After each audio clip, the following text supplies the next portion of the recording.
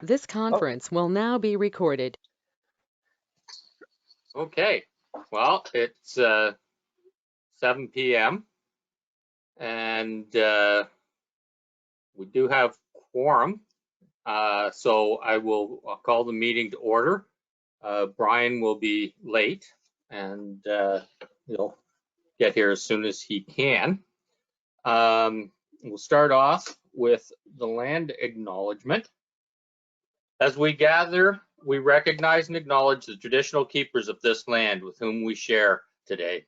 The Township of Southgate is part of the traditional territories of the Anishinaabe, Six Nations of the Grand River, Saugeen Ojibwe Nation, Haudenosaunee, and Saugeen Métis. The land that surrounds us is part of who we are as it reflects our histories. May we live in peace and friendship with all its diverse people. Do we have anyone for open forum, Lindsay?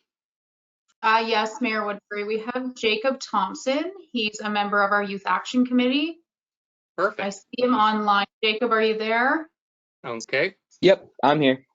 Okay, and is he the only one? I believe so. Jacob, are you just speaking yourself? Yeah. Okay. Okay. Okay, Jake. You have a few minutes, so go ahead. Let us know what your thoughts are. Thank you, Mayor and Council, for this opportunity to speak with you today. My name is Jacob Thompson, and I'm this year's Youth Action Committee's chair. Due to school and work obligations, we are only able to delegate to Council during an evening session and have requested a spot for December 15th delegation. But since you will be receiving a draft operating budget on December 8th, I am here tonight to ask that Council consider an increase in Youth Action Committee's budget.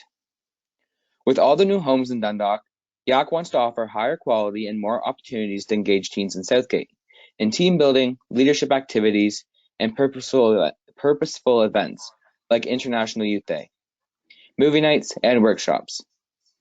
We will be providing a formal letter to the Treasurer and head of the Recreation Department, and will elaborate on activities and plans for the new year on December 15th. That's great. Thank you. Thanks for coming here during open forum to let us know that. That's good. We'll look forward to seeing the information that you send to the treasurer and to recreation, and we'll take it into consideration with all the stuff we're doing. So won't make any promises what we're going to do, but we definitely will look at it, and that would be, I think, supporting youth a fairly high priority. So we'll have a look at it and see what we could do. So thank you very much. Thank you. Anyone, any other ones in, Lindsay? No, that's all that I had registered. Okay. Next, we have confirmation of the agenda as amended. It was to be moved by Brian, so I'll need a mover, and it is seconded by Jason. So if someone else would like to move it, Barbara? Okay. Mayor Any Woodbury. discussion? Go ahead. There's a discussion. I just wondered if council would be agreeable to, after following Dave's reports, if we could move forward our planners reports. We have Corey Chisholm and a few others representing Flato, so I was wondering if we could move those ahead just because he's last on the agenda, and if council has any questions for Corey, they might not, but I would hate to see him wait around all night and then not have any questions. So if we could move that following Dave's reports. Okay, so Barb? Yep, I would support that. Okay, do you need a motion for that, Lindsay, or can we just do that? No, we'll just do that as amended. Okay, good. So I don't see any problem with that. We've done that lots before. So just remind me when we get there, because you know how, yeah, you've been here before. Okay, that's great. Any declaration? Oh, no, we didn't vote yet. So that's the agenda as amended. Any further discussion on it? Is anyone opposed to that? Okay, so that is passed. Next, if anyone has any declarations of pecuniary interest, we ask you to declare now or at any time through the meeting, and you can send Lindsay the proper paperwork. Next, we have the motion to receive the Team Town Hall's presentation, and that's moved by Martin and seconded by Michael. So Sam, are you the one doing the presenting? Hi, John. It's Hi. myself as well as Jessica Walker. On the screen, it says Dane Nielsen, but it is Jessica Walker. Okay, well, welcome, Jessica and Sam, and look forward to your presentation. And it's good that we've got kind of all the players in well, the same screen, not the same room, with Ray here and council and staff. So this is good. This is the way it should be. So go ahead then, please. Okay. Well, hello, Township Council and staff, as well as all listeners on the line. My name is Samantha Perrant, and I am co-chair of Team Town Hall. And this is my co-presenter. Hi, I'm Jessica Walker. I am a director with Team Town Hall, and I would just like to thank you all for letting us present for you today. Yeah, it's great to see all your faces after a long time. If you pause to reflect upon what kind of future you envision for downtown Dundalk, please consider one that is vibrant, thriving, full of energy and support for our small businesses. Please consider a downtown with a beautiful historic theater playing host to arts and cultural programming with an aesthetic set to inspire and bring together all members of the community. Please picture upwards of 150 people a week stopping in at the Old Town Hall Theater for their movie, programs, or shows, and afterwards stopping in to grab some treats at the local cafe, dinner at the diner, a peruse through the artisan shops to pick up some gifts, and suddenly the foot traffic and support our downtown desperately needs is there. I just want to pause. I believe that Lindsay was sharing our presentation. Is that, I don't see it on my end. I don't see it either. I made you the presenter, Sam. Do you want to do it from your end, or I can do it from my end? It doesn't matter. I've never done it on this format before, so I don't know if it's easier for you, just to make sure there's no technical. Yep, I'll pull it. Okay. We're gonna take a pause. That's one thing about revitalize downtown while we wait. Yeah, that's one thing about technical difficulties. As we've been finding out, the more we get used to it, I think somebody invents more technical difficulties. So yeah, that's great. I just don't want to leave any room for error. So You just tell me when to advance the slides, Sam. yeah, I will. So yep, you're on the second slide there. Okay, that's perfect. That's perfect. Okay, so over the past 5 years, our board has shown that we are dedicated to the success of the town hall, and we are very committed to working with Southgate to make that vision a reality. Next slide, please. And thank you. Our median fundraising goal is $200,000. However, we have made a minimalistic budget of $100,000 and a maximum budget that we refer to more as our wish list budget of about $300,000, which would include our wish list top of the line upgrades in audio, visual equipment, and decor. After carefully running through our numbers, we hope to fundraise in that medium category of around $200,000 with opportunity at later dates to pursue grants and fundraise for other desired upgrades along the way, which we do not need to open the doors. Next slide, please. Recently, we've begun seeking commitments from local corporate sponsors for their support of arts and cultures in the downtown core by way of the Town Hall project. We are very excited at the response we have been receiving. No one has said no. We currently have in the ballpark of $10,000 for our first year confirmed in commitments, with one of those commitments from White Rose being a 5-year repeated commitment of $2,500 a year, totaling $12,500.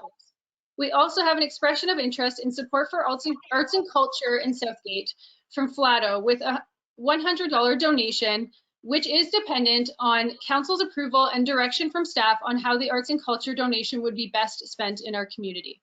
We're very excited about all of this support. Next slide, please. We plan to have tiers of acknowledgement based on dollar amount donated and have a list populated of potential donors of all business sizes to contact for further financial support. And as you can see here, those are the tiers that we're imagining and the dollar amounts. And we have populated a very long list where it says potential donors. We have many, many contacts, and we've started to contact people, which I have outlined previously, and we will continue to update you guys about. Next slide, please. We will soon be asking for individual donations from the community. We are thrilled to announce we have a commitment of financial support from the Oldfield family. As well, we will be offering the opportunity for memoriam donations as a way for families who have loved the hall for many, many years. Many families in this town, it's multiple generations, to show their support of loved ones. Next slide, please. Grants. We recently spoke to Community Foundation Grey Bruce, who expressed it would be fair for us to anticipate a grant of around $10,000, which they have offered to other similar projects in the past few years. And other grants, as well as the Eco Park Fund, are available for community benefit projects, and we will be exploring those as soon as possible. Next slide, please. Fundraising events will be a key way to bring the community together while helping the cause. Dinners, coffee houses, auctions, markets, and partnerships with local businesses and groups will be organized by Team Town Hall. We have an expressed commitment from Common Grounds Cafe as a partner in our event fundraising. Other community groups have expressed their commitment to fundraising as well, and the excitement that we've already been building with community groups and partners has just been so motivating for us and encouraging. Next slide, please. Whatever council decides upon, we ask for a decision to be made soon. We are eager to move forward towards the finish line of getting the doors of the Old Town Hall open again, with hopes of opening to the public by as early as fall 2022. We are not reinventing the wheel. Town of Minto has succeeded in a similar project with the Norgan Theatre, who were allotted 5 years to fulfill their fundraising commitment. Reoccurring annual donations from our corporate sponsors are helpful towards that goal. Next slide, please. As shown in this slide, the benefits the town hall will provide far exceeds the yearly cost. Team Town Hall is committed to delivering this benefit, whether the building is sold or retained. Next slide, please. Okay, fun stuff.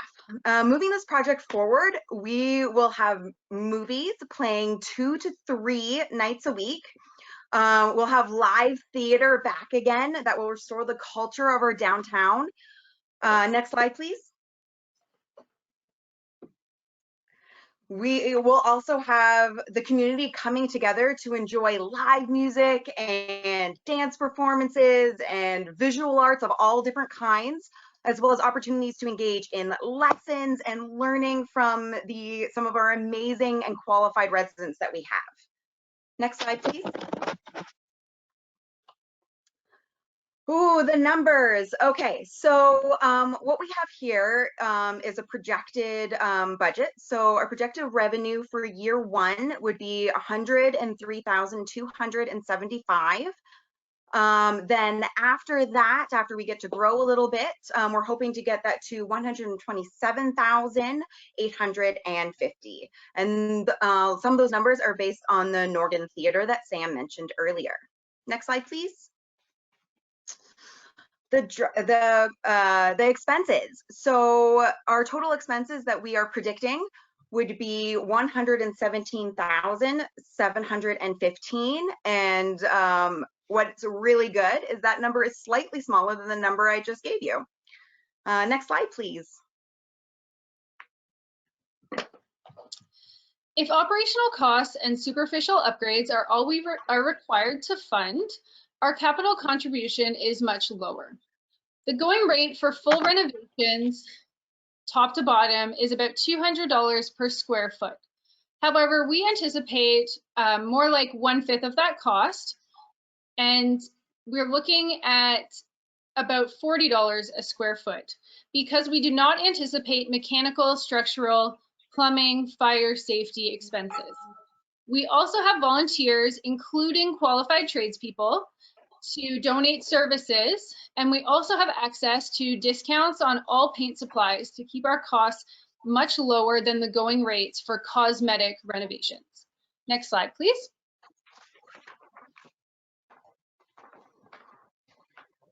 Staff have suggested that items could not be included in the budget for 2022 without a motion from council.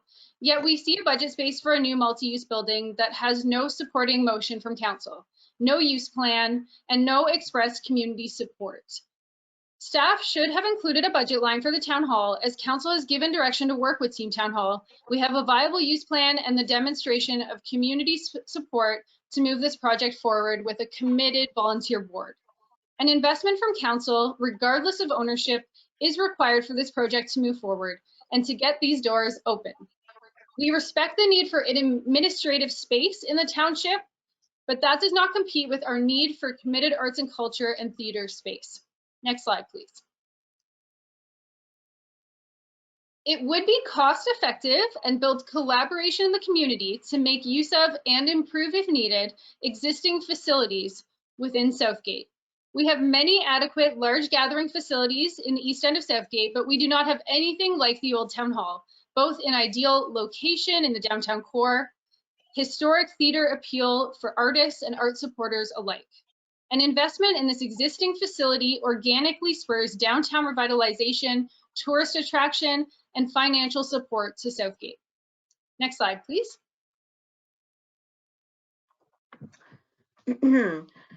The town hall, which represents arts and culture, has many supporters, from individuals to community groups who can give nothing more than their very valuable time, to small and medium businesses who dig down deep to give us everything that they can, to large corporate sponsors who can give $100,000.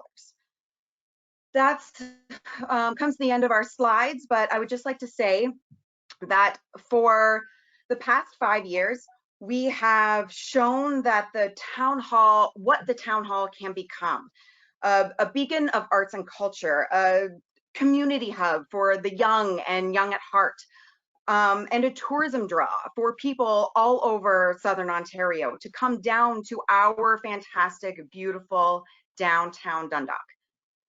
A motion to the financial commitment of the restoration of the reopening of the old town hall is a big decision for council. It is also the right decision. Whether the building is retained by the township or not, please remember the vision of downtown revitalization with the artisan shops and the quaint historic charm.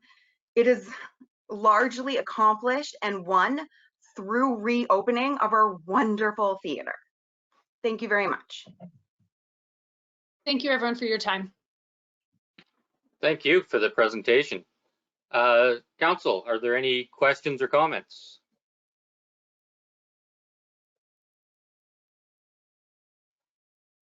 Martin? Thank you, ladies, for a really great presentation. There was one part with the building to be operational.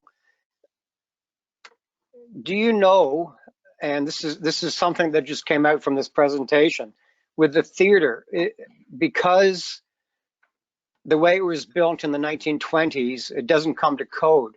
So there's 300 seats. Could we or you still have shows, movies with just 150 people to start? Like, that's something that you would have to talk to the engineer, I guess, but there's a chance for everything to open up.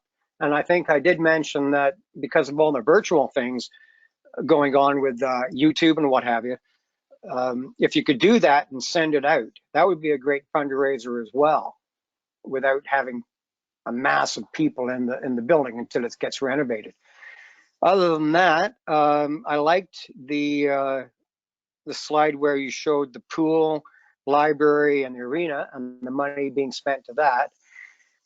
And I think it's very important. This is just a comment. We can get grants for beautifying the downtown by having new plant boxes and new light standards. But if we don't have anything to bring the people into the downtown, then all that is taxpayers' money and grant money gone to waste. We do need a combination of both. And if you don't, I'm fully supportive of this project to get it back online. You know, in 1920s, what would the people do? They were fully behind because they knew they needed some kind of hub to get together as a community. Right now in Dundalk, everything doesn't happen on Highway 10. We need, and I am promoting this because I do believe in it, we do have to have some kind of other hub on the other side of town to bring people in. You know, there's things projected in the budget for paving, and that is one of the major issues for Dundalk is parking. But when you have a new health clinic coming up, when you have the library, have something on the other side as the town hall to be used, then that's going to build the downtown. And this kind of project is actually going to build what we want for the artisan shops, because they're not going to survive without it. And Dundalk will be downtown will be a ghost town, no matter how much facades we put up. So thank you for your presentation. And if you can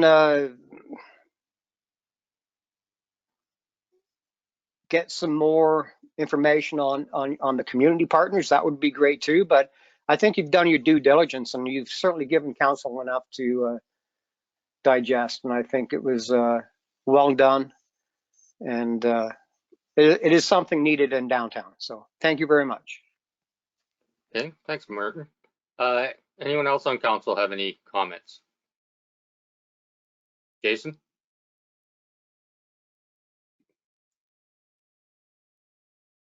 Thank you for the presentation. It was a good presentation, as Martin said. Going back to our meeting a few years ago, I'm still concerned about the financials. It's a lot of maybes, and that's the only thing that concerns me. Like there's a lot of maybes. We could fundraise this. We could, you know, we could get this. We might have these donors. I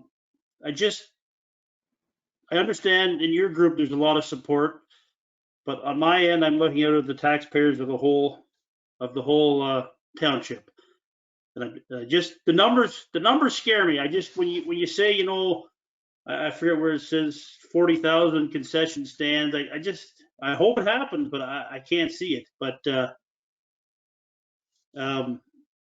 anyway, you've given us some good information to go on with, and we'll go from there. Okay, thanks, Jason.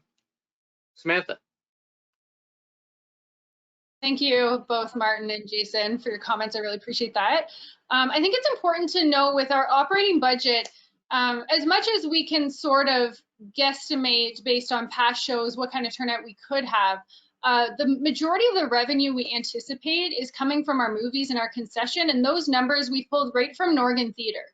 And it's important to note as well, like Norgan is not in this really busy metropolis of Toronto. You know, it is a rural theatre as well, and they operate in the green every year. And I think it's important, you know, we've talked a little bit recently about good faith in Team Town Hall. We've built a connection with the people who operate Norgan Theatre, and they have been a wealth of information to us, as well as offering support to us in the future as we get going, making sure that everything is, you know, lined up properly. Like I said in the presentation, we're not aiming to reinvent the wheel. It would be a lot slower and less effective to try to go at it on our own. So we have been building over the past few years, as well as all of our fundraising stuff, the important community contacts we need to know that we can succeed, because we have a lot of smart people behind us who are our allies, who are a wealth of information. So I think that that's important. Those numbers are based on the Norgan numbers. And as for fundraising, we've been really encouraged. There's a lot of money that is coming our way, and we haven't run any events, obviously, because of COVID. We also wanted to respond a little bit to the fact that we all are community members who are very involved. We are also taxpayers, but we are very involved in the community in other capacities. And I think it would be putting the cart ahead of the horse to be approaching big donors for large donations when we do not necessarily have on record council support. We really want to be professional and come forward with the best plan. And so we have been holding off a little bit on moving forward with that because we don't want to fundraise for a potential project that could be owned and operated by, you know, township and us, that could be a three-way partnership with Wellington and this and that. I found that without solid answers, it's hard to expect those financial donations, but we have been getting commitments in the last few weeks as we've seen this project moving forward. We felt more confident in putting our personal names out there, you know, fundraising in the community. And the response has been very fantastic. Everybody who we've spoken to has been positive. It's not just my friends here in Dundalk, it's throughout Southgate and even in Melancthon and Grey Highlands. So we're very encouraged. I understand the hesitancy and I think it's good to be, you know, very thorough with the numbers and to make sure that this makes sense for all of Southgate. But if you really go over all of our budget and what we're projecting, it's a really positive project, and recreation normally bleeds red. We're really going for green. So thank you, Jason. Thanks, Sam. Anyone else with a few words? Jim, and then Jason again. And Barbara. Oh, I didn't see your hand, Barbara. I think I'm frozen. Yep. And Martin. Okay. Who's first? You are, Jim. Good, thank you. It's nice to see you have applied to be a not-for-profit corporation. It's a big step forward.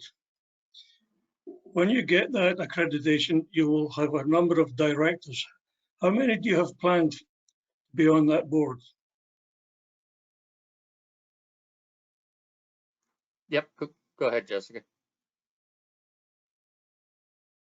I think right now we have 5. Is that correct, Sam? 5 planned. Sorry, how many do we have on the Team Town Hall Director Board? Was that the question? I couldn't. No, those who will be affiliated with the not-for-profit organization. You become an entirely different concept when you become that. You're no longer Team Town Hall. You're a not-for-profit corporation. Yes, so Mary Redmond she's our chair. She has applied for the not-for-profit status, and we have 5 people, I believe, Jess, yeah, you said 5, committed to that board. So these 5 new directors will be responsible for all of the costs involved in this project. They have a big responsibility. What happens if 1 or 2 of your directors decide to leave? What's your plan to continue if that happens? That's a great question, Jim. I think it's important to note we've tried to keep our team as small as possible with the right amount of people to be able to get the job done. We have a lot of supporters. So we have our Team Town Hall board presently, and then we have what we call Team Town Hall supporters. And there's been a lot of people who've expressed interest whenever we need them to step up, that they will help however, including being on the board. So right now we've kept our board small, but being able to recruit if another member, you know, has a change in life plans and needs to step back from that commitment, I don't foresee a issue recruiting new members, especially with the green light for this project. I think that, you know, it's been years and it's definitely a job to keep the motivation going, to just keep trucking and to really push for that green light. But once we have that green light, the excitement is going to definitely motivate a lot more people as well to join the team. But we've kind of at this point divided our board into different categories like fundraising, construction, and financial planning. And obviously usage plan as well. So like programming. And each of us sort of has supporters around us that aren't on the board, but are actively very interested in supporting Team Town Hall. So we would firstly recruit from those people because they have supported us thus far. And then, you know, with our community growing and arts and culture just being so important to thriving communities, I do not see an issue with new people coming to town who will want to step in and be involved as well. Well, just look very deeply into that not-for-profit system. Don't get caught short. You just can't shift people back and forth, back and forth. When you become that not-for-profit corporation, you 5 individuals are liable for everything. So research that thoroughly. Yes, I should also mention Joan John is on our Team Town Hall group, and she runs a very successful, inspiring not-for-profit organization and does very well. So that connection is also, you know, something that we can glean from her experience, and what she can bring to the table is endless. So that's encouraging as well. Well, I wish you lots of luck. Yep. Great. Jason. Yeah, just to follow up, I don't know, to Sam, Ray, or maybe Dave could help me. I think it was 5 million to come in at, Dave, if we were to fix it up to the full shot. And I just wondered where you're getting your $40 a square foot compared to the 200. Like how, I guess I don't understand how that's going to work. Can we use the whole building underused? And or I just don't get it, really, to tell you the truth.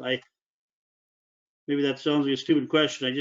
I don't understand how you can use the building, and if it's going to cost us $5 million to fix it up, you can do it for, well, $40 a square foot compared to 200. I'm just wondering that, I guess.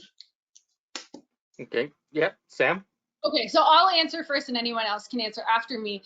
But in this specific deal with Wellington, we are only responsible for bringing our space up to our usage operation plan. We are not doing the life and safety and structural, mechanical, all those types of renovations. So, you know, when you are doing a renovation, you know, I live in a century home. If I was doing a full gut job, I would expect that full 200 square foot because you're working with the mechanical, the electrical, the structural, insulation, all that stuff. For us, in our understanding, aside from what we're fundraising for our technical needs like audiovisual and props, we are looking at cosmetic upgrades. So taping, drywalling, painting, flooring, and maybe some minor repairs here and there. My husband is a carpentry foreman and does drywall, taping, and painting. So he does have a lot of skills to bring to the table there, and he's very supportive of this project and has already volunteered to help wherever possible. He gets a discount on painting supplies. So in our understanding with what we are taking care of our space, which is, you know, when you walk in the theater, we have the space to the left as well as the upstairs theater. And there's an office at the back, but we don't have the entire building to take care of. And we do not need to bring it up to code. And that's the huge expense that was in that 5 million, although 5 million, I would say, I think you maybe are thinking from the very first quote, maybe the 3 to 6 million, which was to completely gut the building and create sort of like a historic facade on the outside, but a brand new building on the inside. Team Town Hall has always pushed back against that plan because that's not what we want for the historic theater. We really want to maintain the integrity of the historical charm as best as we can. So what we want to do is more along with what Alan Avis had quoted, which on the low side with just bringing it up to life and safety standards and the mandatory improvements, I believe it was definitely between 1 and 1.5 million in his estimate. So 5 million would definitely be at the very top of the budget, even if we're to retain ownership and to take on that whole project ourselves. Okay, Dave, did you want to add anything?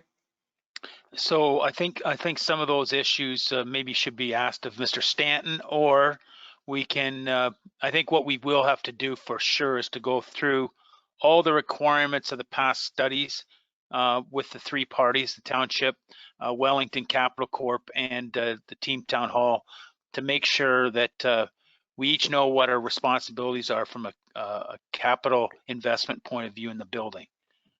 Mm-hmm. Yep. Okay, Ray, did you want to add something? Sure. Yeah, I can talk. Can you hear me? I'm having trouble hearing people. Can you hear me? Oh, yeah, we can hear you fine, and Great, great. welcome. So we had a meeting a month or so ago, and just to introduce my background, like I read about this in the paper. I don't live in town. I'm involved with the Dundalk Herald on the ownership side. And I read the stories over a period of a year or two, and I just like the sound of it. It's a feel-good project. You know, I've heard the presentation tonight, and if I can be involved and help out, I'd love to try and participate. But if you feel it's better that, you know, Dundalk hangs on to the building, by all means, I just love to see this project go ahead. But I've spoken to Dave about it a bit. As far as the timing goes, like we're not looking for permissions tonight. I guess what we want to do is we have an exploratory period of say 60 days where we would come up with an agreement, you know, a conditional agreement between the township and ourselves. And, you know, we would both have a lawyer that would vet this 10-page contract. And then that contract would come back to yourselves for review to approve.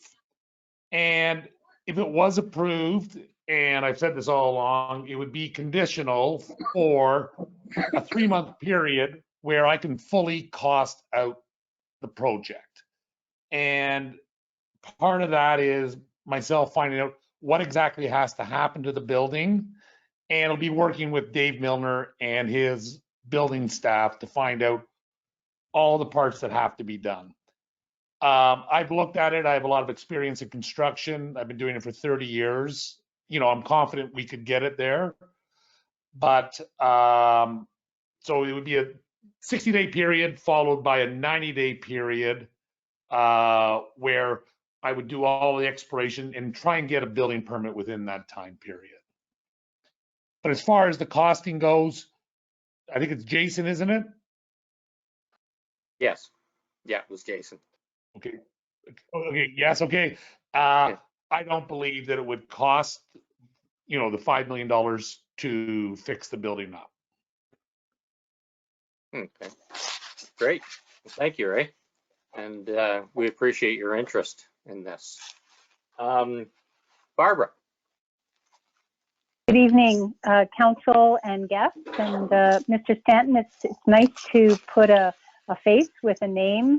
Welcome, Team Town Hall, Samantha and Jessica. Great presentation. I guess I still, and this question may be for you, Mr. Stanton. The thing that I've been struggling with is understanding what the building will, or what changes, what repairs, life and safety, mechanical, all of those things. And I think you've just explained it very well, is that if we have a commitment to move forward for you to assess that and work out the details with staff and Team Town Hall, then we'll be that much closer. I kind of hoped that we would be at that stage at this point, and I'm sure you also, Mr. Stanton. I think this is, I think from an economic development, from a arts and culture perspective, there is a solid plan. I think you see it too, Mr. Stanton. And I think we have to think back of when this community decided that it needed an arena and it needed a pool, and they set out to get it. And it has served our population really, really well. And we need to step up as a community and as a township as well, for just another part of recreation and culture. We supported our Wellington North neighbor. We support our residents who live in that area with subsidies for the pool, the library that we pay for, and we certainly made $1 million contribution to the sports complex. I think that this is doable, and I really and truly feel that we can move forward I mean, we need to move forward. We're kind of standing still. If we do nothing but give you the opportunity, Mr. Stanton, to get in there and really assess what it is that you're going to be doing for what, you know, we're selling you the building for $1,000, if that's what the agreement is. How does that come back to being a viable building that's going to stand the test of time? Because it certainly is a beautiful structure, and it can be once again. So thank you so much. I don't think I really had any question other than, unless you can elaborate on what you would be, Mr. Stanton, looking after versus what Team Town Hall would be looking after. Because I recall, you know, the balcony in the theater is not to code. You'd be looking after all the code issues, correct? Okay. Yeah, go ahead, Rick. My internet connection is horrible. My apologies. So if I don't So is mine. hear everything, but as far as, yes, the code issues to bring the building to code, yes, that would be my job. And I have read all the reports. I guess the initial meeting, it was with John and Dave. We toured the facility and they gave me all the reports. And it was part of the RFP. The reports were included. I've read them. My architects have read them. The engineers have read them. And I feel that, you know, that we have a decent shot at trying to make this project work. But, you know, there's going to be that phase during that 3-month period where I have to spend $50,000 to hire the engineers and architects to try and help, you know, come up with the plan and get the building permits. And I just don't want to spend that $50,000 unless we have, you know, an agreement in principle between ourselves. And that makes perfect sense. Yep. And, you know, I've shared a bit with all the others. You know, I've been involved. I've renovated a bunch of heritage buildings. One was a large one in London, Ontario, that I bought from the Sisters of St. Joseph. And that was a project of about 300,000 square feet. And we took it, the sisters had it, and we turned it into a multi-purpose complex. This is just a really cute project. I think, you know, you watch that video and the video grabs you. And I live in King City on a farm. I wish King City had a building like this. It's a great building. Wonderful. Yep. Thank you so much. Thank you, Mayor Woodbury. Okay, thanks, Ray. Martin, you had something else? Yeah, thank you, John. One of the things, this has been going on for a long time now. And I think, and I brought it up at the council meeting just as a comment previously, that it's not in the budget because it was part of REC. Well, we've heard talks tonight about downtown development. I've made comments on it. You know, Terry, the economic development officer, is like getting artisanal shops and maybe a few more cafes. You know, competition is a good thing, believe me. So one of the reasons why it stalled so long is because it's still in that pigeonholed REC. And yes, there are community members using it and what have you, but it's also part of the downtown development. It's also part of the economic development. And all those things have to go into this to get this thing moving forward, because, you know, the arena, it's out on Highway 10. The people that go there, the hockey players, God bless them, they're doing what they want, but they're not coming into town. They're probably stopping at Timmy's, and so they should, it's close. But my point is, there's so many tendrils, there's so many things that come into play.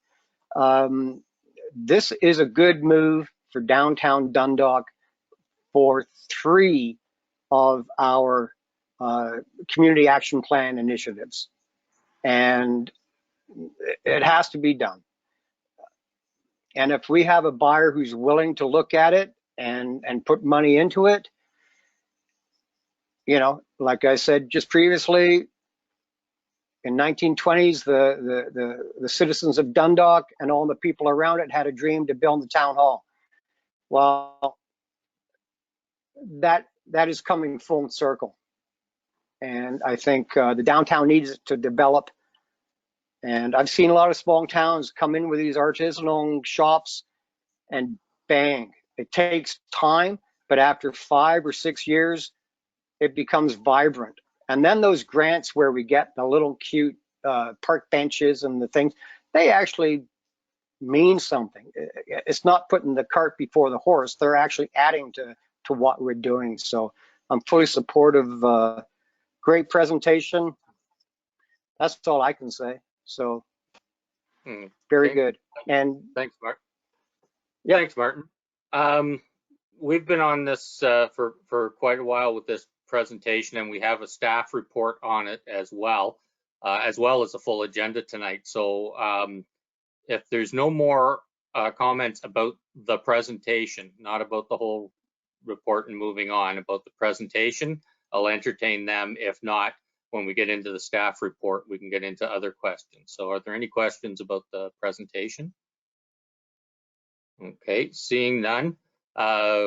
Is anyone opposed to receiving this for information? And that is carried by unanimous consent.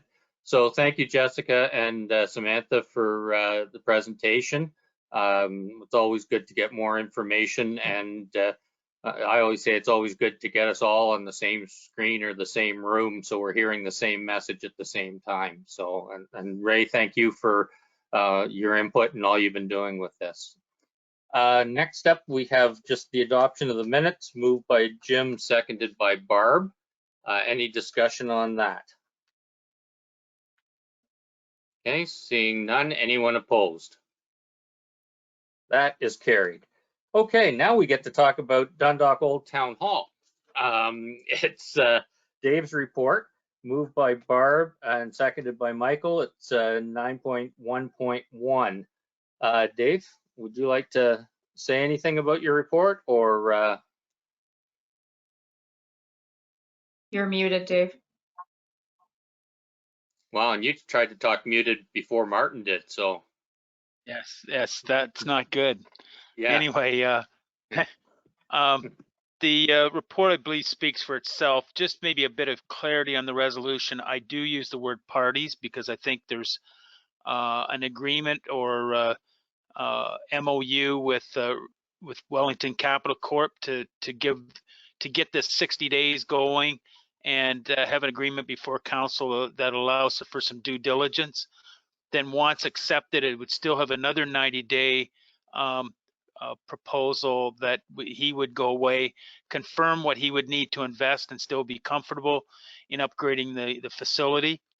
And in kind of in concert with those two documents, or maybe that can be one document, that we would have an agreement with Team Town Hall that would formalize their commitments, both financially and regarding capital contributions and that sort of thing, over the 20-year period. And I think that will formalize many things, is I think maybe get greater commitment on their partners and the roles they will play, because I think the secret of this thing is definitely that it's sustainable and it survives the short term, and it's still in 20 years that we can all have a cheer that it's still functioning, and we can renew the contract for another 20 years. But just firming up the other piece that's a big part of it is the firming up the one-time payment, and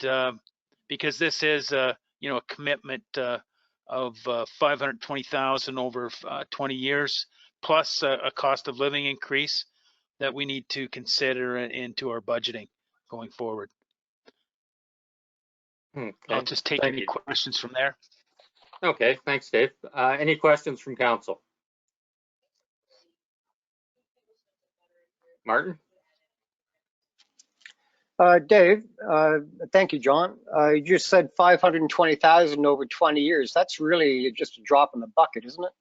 Especially when we're looking at three aspects of the community improvement plan, not just recreation, but downtown development and economic development. So that number to me doesn't really do anything. It's a drop in the bucket over 20 years. And the collateral benefits will probably bring 5 times more than that in, let alone the mental health issues that people have someplace to go. So I was just wondering about that.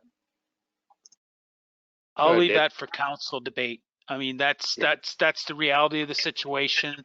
And oops. There we go. I guess we're back to normal. But anyway, those are the issues that council have to reconcile.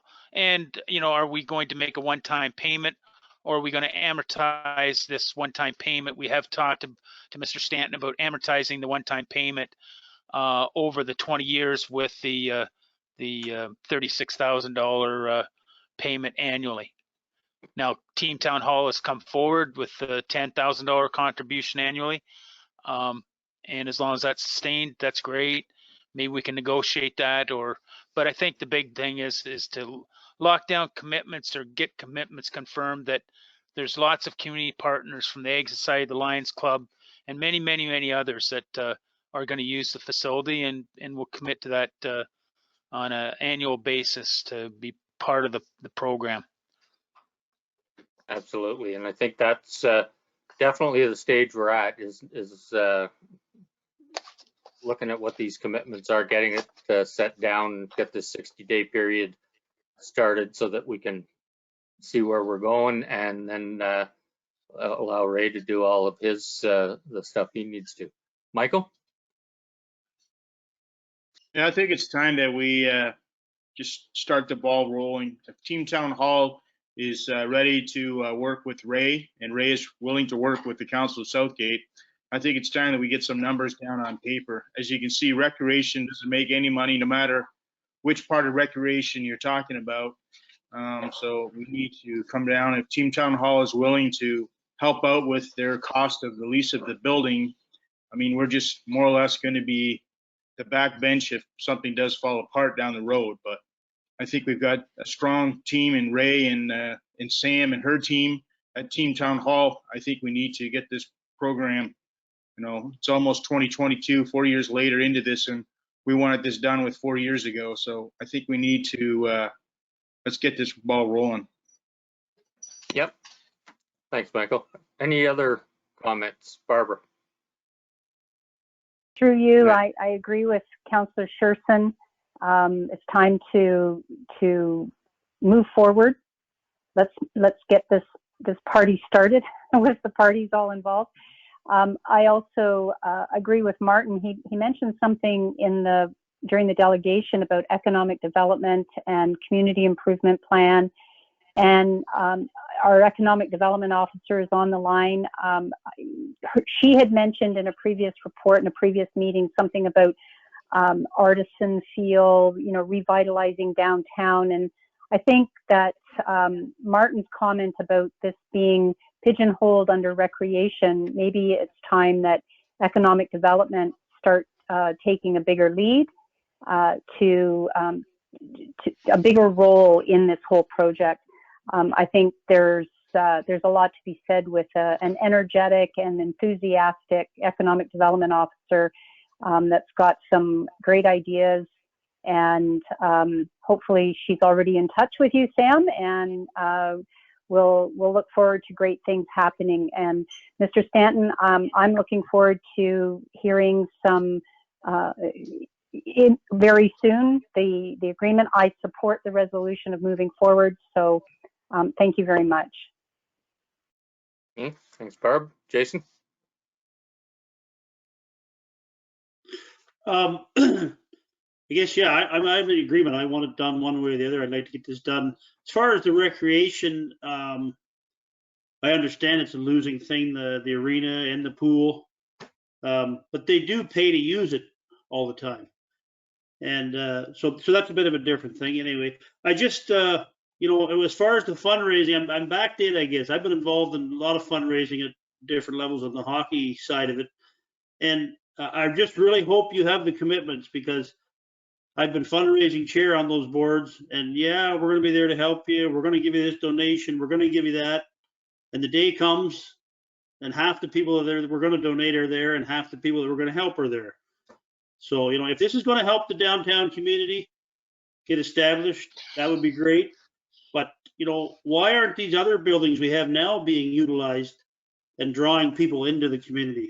I guess I'm the downer on the council, but I just don't think one building is going to all of a sudden make downtown alive again. Because if it was, you know, why isn't it live now? Because we're not utilizing nothing. So I just don't think one building's going to do it. But, you know, if you get council's approval, all the best to you. But I'd just be cautious about your donors saying they're going to be there and helping in financial commitments. I'm a little leery of that.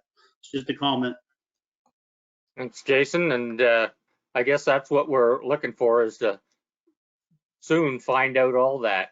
Everybody stepping up to the table. So I don't see any other hands up at this point, so I'll call the question, because we have had a fulsome discussion over this. Well, Martin, did you have something else to add? Yeah, I totally understand Jason's viewpoint with the looking for donations, but I was part of a sports in town for 10 years plus, the county as well. And I think Team Town Hall has a good grasp on the way they're going to ask for donations.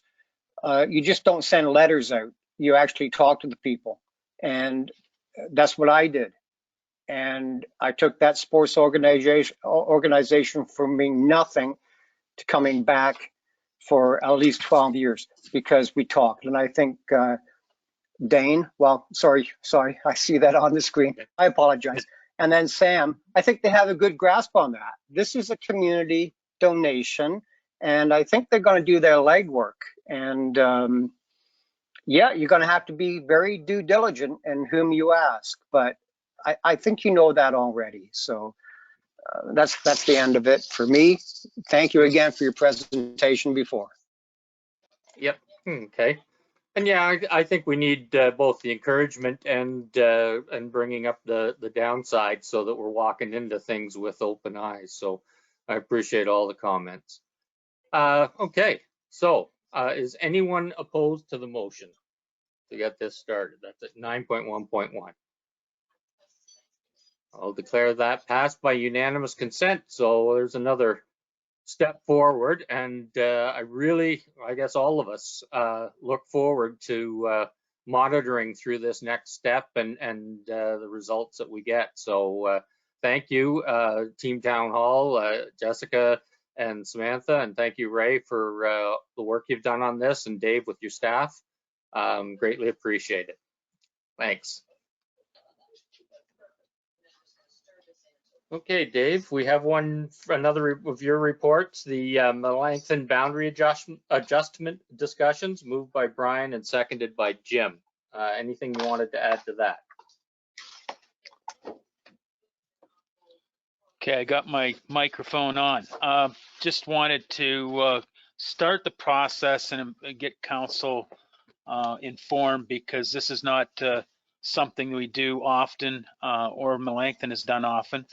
But just to get the discussion going and understanding of what is involved in a boundary road or boundary adjustment agreement or annexation. It's kind of talked about as different things, but the planner and myself and county planning staff have been in discussions. We've had some discussions with Melanchthon, and things are going well.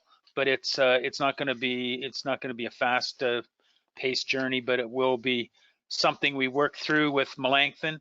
It's a bit more complex because it's not only across municipal boundaries for lower tiers, but it's across municipal boundaries for upper tiers. So that puts a bit of a different spin on it, because there's county roads and so on involved in servicing in another jurisdiction until we get annexation completed. I'll take any questions if there are any. Okay. Are there any questions from council? Barbara? Through you. Hi, Dave. Hi. I guess you also have to take into consideration it's going across Highway 10, correct? It's provincial Yeah. jurisdiction. Yeah, that's not so much our problem as it is the developer's problem, because they'll be required to do all the studies and absorb all the costs of the servicing of the new development, as well as crossing Highway 10. Okay, so that answers my next question. My next question was the township, the taxpayer, is not on the hook for any of this annexation, the services going across, the connections. That's all on the developer to look after. It's just we only need to come to an agreement with our neighbor as far Correct. as allowing that to happen. Yeah, I'll maybe just make sure that on record that there will be legal costs to do the work, but I think that will be offset with, for future taxation that we're going to realize going forward, because there will be some, and we're going to have to come to terms with that, but sharing of taxation over time as the development or as the area develops and increases in tax value. Usually the transition is a 10-year period. But that's those are things that we need to kind of iron out, figure out with our partners in that annexation or boundary adjustment agreement. Thank you. Just to follow up, as long as our interests are being considered, if we're providing the servicing and future upgrades, requirements, whatever, legal costs, I can understand, as long as it's not, a significant amount, because as you said, development should pay for development. And it's an interesting concept and one that I've not been familiar with.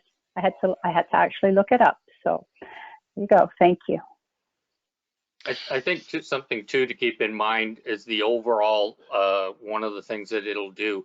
One of the issues that's been brought up over the years from back when I was on Dundalk Council right through till now is that the villages or the former villages on the one side of the highway and doesn't encompass the highway to slow people down, to encourage anybody to come into the municipality. So possibly having both sides and having it look more built up, and then going from there, it may actually do a lot more for the rest of this area, the eastern area, than what we have now. So it's another just a side benefit.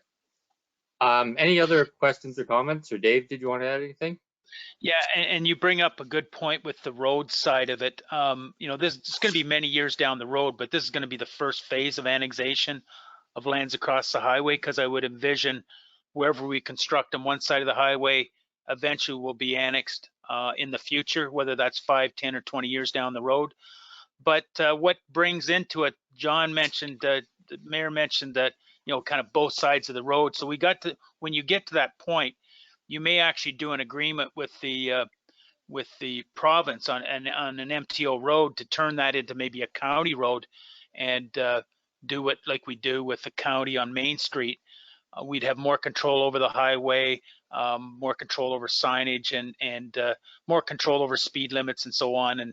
But the one big thing is I think it's going to be a bigger deal for the county to figure out some of the servicing than it will be for us as to who's going to plow the road that goes east of Highway 10 on County Road 9. So those are seeming like small deal right now, but it will be a big deal down the road. But initially, it should be a rather simplistic initial phase of annexation. Okay, Brian, then Jason. Thank you, John. And first, I'll apologize to council for my tardiness getting here. No, we already talked about it. Yeah, I figured you would. That's fine. My question was in regards to Melanchthon and your meeting with them, your exploratory discussions. Did you get a sense of, are they willing to play ball, so to speak?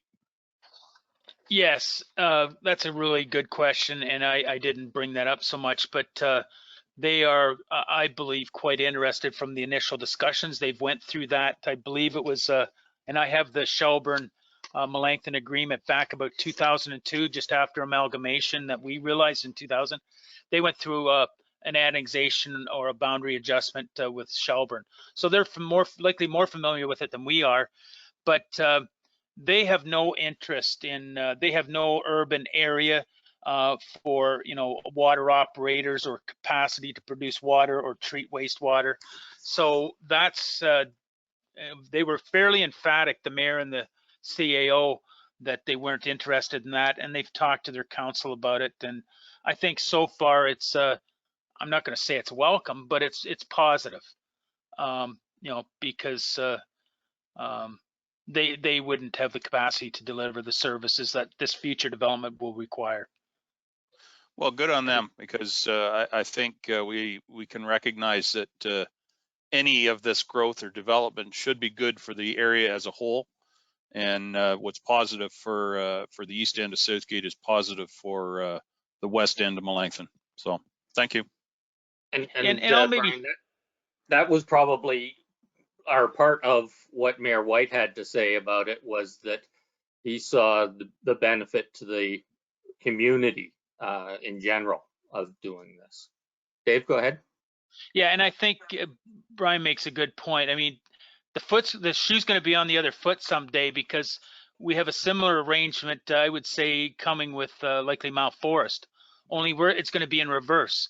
And how would it be beneficial or efficient to send water operators to Mount Forest? And it's not cheap, we know, to put up water towers or drill wells, and so it's much more efficient for the property owners of the shared services to have more people share the cost.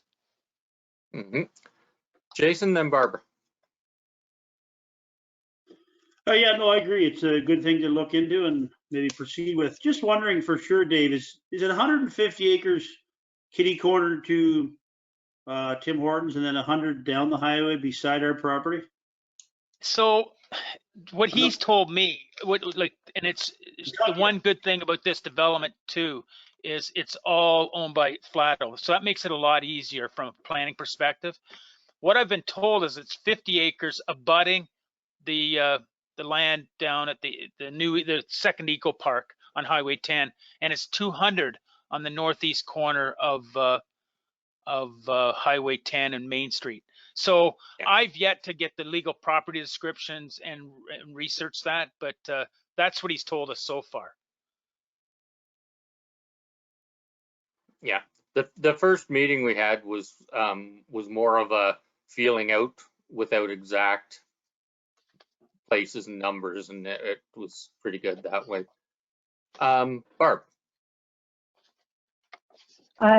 You can let me know if this is off, it's not really off topic, but about 5 years ago, Dave, we had a property owner approach us with regard to developing the southeast corner, and it was left in Melanchthon's. It had to go back to Melanchthon for input, and we never heard anything more about it. Would by services going across the highway, would that then open up property? Are you saying Flato has the northeast side of that kitty corner, but would that servicing be eligible for the southern side if that was an option? Yeah, so that project died just because of the cost of running the services across the highway. Right. It just wasn't feasible. I've heard quotes, and don't hold me to it, but it could be $1 million just to get across the highway, which is not likely out of the realm of possibility. So if that individual wants to connect to municipal services after the fact, we'd have to look into that Sure. and deal with Melanchthon on that, but that wouldn't be part of the annexation. You want to annex a much larger parcel. Okay, thank you. Okay. Well, not seeing any. Oh, Martin, go ahead. Yeah, thank you, John. The township of Melanchthon, it was mentioned that they had some issue, or had dealings with the township of Shelburne, I guess, with them enlarging their settlement area. I could see this happening a lot more frequently when there's roads dividing townships and what have you. What is the actual population of Melanchthon? They're probably very happy to see this, even though their initial consultation with you guys was kind of, yeah. When the building goes up, are the DC charges going to be shared with Melanchthon, or because we're putting infrastructure in, does that come back to us, like DC charges? That just came to my head, so. No, there wouldn't be DC charges shared because that's strictly with providing expansion of services like the fire truck, so or whatever. No, there'd be no DC charge transfer. It would only be related to taxation and possible investments in infrastructure they've already made in the roadways and so on. Well, there's no infrastructure in the ground. You know, if there's been maybe the road is in good shape, there might be some transfer of costs of the depreciated value of that pavement, you know, based on maybe the next 5 years. I don't, you know, that's into the fine negotiations and details that we haven't started yet. But basically, it'd be a transition based on the present taxation that Melanchthon collects, plus a sharing of the increased taxation as development increases. So every house that's added, every factory or commercial space that's added, if there's taxes there, we might share it in some fashion, whether that's 50-50 for the next 10 years, or whether it's 90-10 and 80-20 as the years go by, till we get to the end of 10 years. Yeah, okay. So Melanchthon will benefit quite a bit with the regional kind of aspect of this, and we're going to benefit too. For sure. The main corridor, that's, because I imagine there's going to be with Shakir, there's going to be some down the road, some more commercial business on that side of the road if Melanchthon wants it too. So it'll be building up pretty good. Okay, thank you. Yep. Okay. Any other questions or comments? Okay. Seeing none, is anyone opposed to the motion? And I'll declare that passed by unanimous consent. And I think this is going to be, well, continue to be an interesting time with all these different things going on. Next is 9.1.3, moved by Martin, seconded by Barbara, and it's the bylaw enforcement budget. Dick?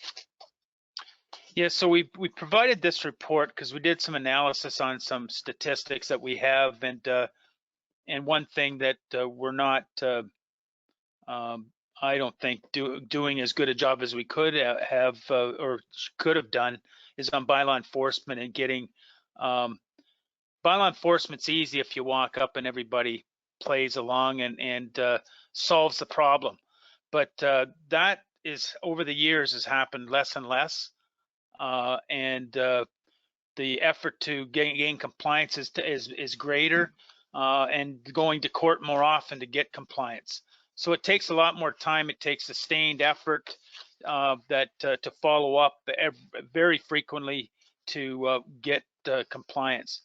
So how we have been functioning is basically building department for years has done this, and we had one building inspector that we had a part-time inspector in the summertime doing septic inspections and supporting that higher load in the season or in the summer seasons.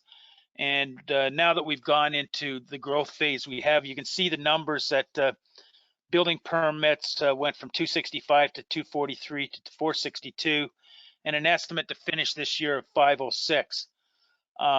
Building inspections have gone up. We've only got the data from 19 and 20 because it was difficult for 2018 because that was split between the Joint Building Services Group and Southgate. But you can see the estimate to finish will be over almost 2,000 inspections. And bylaw complaints, you know, they've gone from 25 to 50 to 36, and this year 116. Bylaws complaints closed, and you can see that as the building demand has gone up, we've had less success or less time to close building or bylaw inspection issues. So we're proposing that to help out with the court piece and the consistency of getting compliance and maybe communications with the public. We've tended not to communicate back to the complainant because that takes time as well, unless they want to re-engage.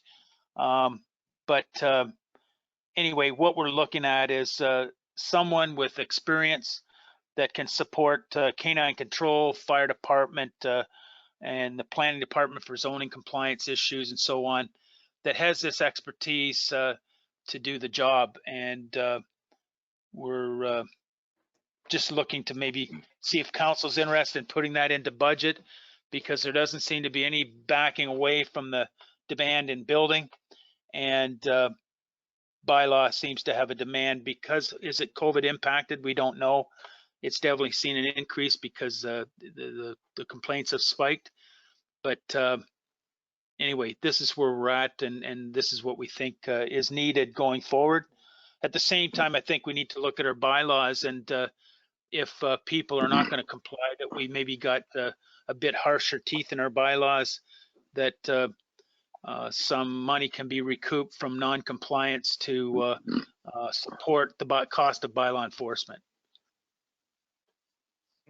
Yeah, thanks, Dave. And yeah, it's no use having the different bylaws if we're not going to enforce. Any questions or comments? Martin? Yeah, thanks, John. Farther ahead in the schedule, the agenda, I was looking at Bev's report, and it's very timely that this came in. I think his unresolved cases of property standards is pretty high. So Yep. When you look at staff comments, because of mandated timelines in the building code and the Building Act to review plans, permits, and inspections to support construction progress, bylaw enforcement obviously takes a second position. So I don't see a problem with this at all. Have a look at it, see what we can do. We talk about growth, pace for growth. Well, part of that growth, there is a negative effect to it too. So, and with COVID, there does seem to be, the last 2 years, there's been a spike because people have been at home and complaining on their neighbors. So I could see that number coming up just because of that. So I don't think this is a position where the person is not going to be very, very busy. So I think it's probably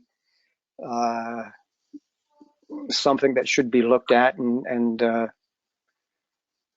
go for it. Okay, thank you. Yep. Michael? So being it's a bylaw position, that means it'll be council supported, taxpayers, where a building is not taxpayer supported. So this will definitely affect the budget because it won't be incorporated. Yeah, the only portion of it would be BWAPs, was this building without a permit would still come out of the building side, but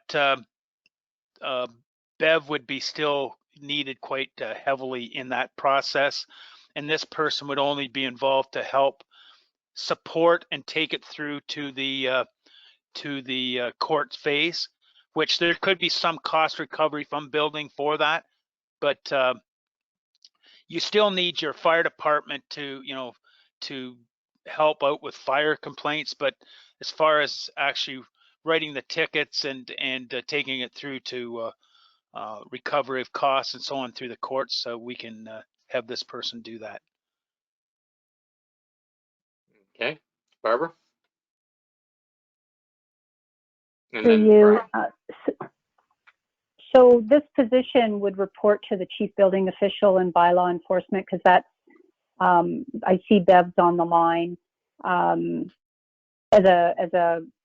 for supervisory and also consultation, and because there's so many far-reaching avenues that they're already trying to oversee now. This is this is within the bylaw enforcement department, and I think I mean I wonder if I'm supportive of it. I mean, while it doesn't help our keeping our tax increase down, it certainly is something that I'm hearing a lot, that, why complain? The township doesn't do anything. We haven't had the ability to follow through, and they don't always, like you said, Dave, get feedback or follow up to let the complainant know that, it is being addressed. So if we can address the concerns and the people who are actually taking the time to lodge a formal complaint and follow through on those complaints, as our policy indicates, I'm supportive of it. Certainly this is an information gathering, supportive of it in principle. Let's find out what the job description entails, and I don't imagine that it's an entry-level position. It's got to have somebody that has some qualifications and abilities. Yeah. As you said, Dave. Thank you. So just to respond to that, initially, I believe we would put them under the building department, but that's yet to be seen. I would want to look into best practices on other municipalities, what they feel successful. We haven't done that yet, but when they're supporting the waste bylaw, when they're supporting the zoning bylaw, for compliance, zoning compliance, and so they may need to be somewhat of a department of their own, working with the clerk and the CEO and our lawyer and all that sort of stuff to do this stuff. We're not sure yet, but initially I think we would put it under building and bylaw as one. Okay. Thank you. Brian. Thank you, Mr. Mayor. I'm just wondering if there's other ways of coming at this, the issue of unresolved bylaw complaints. Let's make no mistake. If we hire a bylaw enforcement officer, you're also going to, just by history, would tell us it's not going to be too long before we need an assistant. We're going to need a pickup for that vehicle or for that position. You're going to need an office for that position. It just goes on and on and on. And if that's what the community wants, I'm for it, absolutely. But I'm just wondering, is there another way to come at this? I think, if I recall correctly, I believe it was Meaford that outsourced their bylaw enforcement. They pay a company to do this. And I'm wondering, I don't know a lot about the specifics about how it's structured or how it's paid or anything else. But I think if you went that route, just anecdotally, I would say now you don't have all these other issues: vehicles, space, admin assistant, so on and so forth. I'm wondering if that can be part of the information gathering, is to see, are there other options? Are there police departments that would take it on? I don't know. Yeah, I mean, those are good points, and I guess something I'll share with you that we've already thought or talked about is obviously it's hard to see junk in the wintertime. So bylaw enforcement will be slower in the wintertime, and maybe we can find someone that has that kind of experience in plow snow or sands or something to do those kind of things. Anyway, leave it with us. I see a little smile, but there's many ways to, and again, it goes back to with the demands that people are putting on us from the standpoint of bylaw enforcement. If that's what they want, they're going to have to pay for it. And we already have someone. I mean, it's overloaded the building administration. So we already have some at the Hopeville office doing the admin on complaints specifically. So that's how much of a workload it's became already. Thank you. But I think there is a consideration for shared jobs or sharing as some type of job, and being more part-time in the winter and being quite full-time in the summer. Okay. Jim, I see you have something. And then Martin. Yeah, I think I've said it more than once before. When the OPP are called out to do bylaw enforcement, it costs an arm and a leg. When we have our own municipal bylaw enforcement, it's only the fees and the salary that that individual gets. The one thing that we don't have, and I've mentioned it more than once, where you have a bylaw, you have to have the means of applying the ticket book to it. We still don't have it. We're just now going to get the parking ticket books. Any bylaw that we pass should have a means of enforcement, and we still don't have it. And I don't know why the hell you guys don't move up and do something about it. Okay, Jim, you know we've been working with the county to try, not the county, but a county effort to get a joint ticket book, and that's like herding cats. Hasn't been done, not coming to an agreement. I'm hoping to waive a ticket book in front of you at next meeting or the meeting after that at the latest. Or I'm going to go get them printed myself, but that's where we're at. We're very, very close. If you get the county involved, the county will want their share of the revenue. Yep. I think this was Okay, more Martin? of a joint lower tier thing, but go ahead. Yeah. Yep. Martin? Yeah, thanks, John. Just echoing, actually, Brian made a good point about the position itself.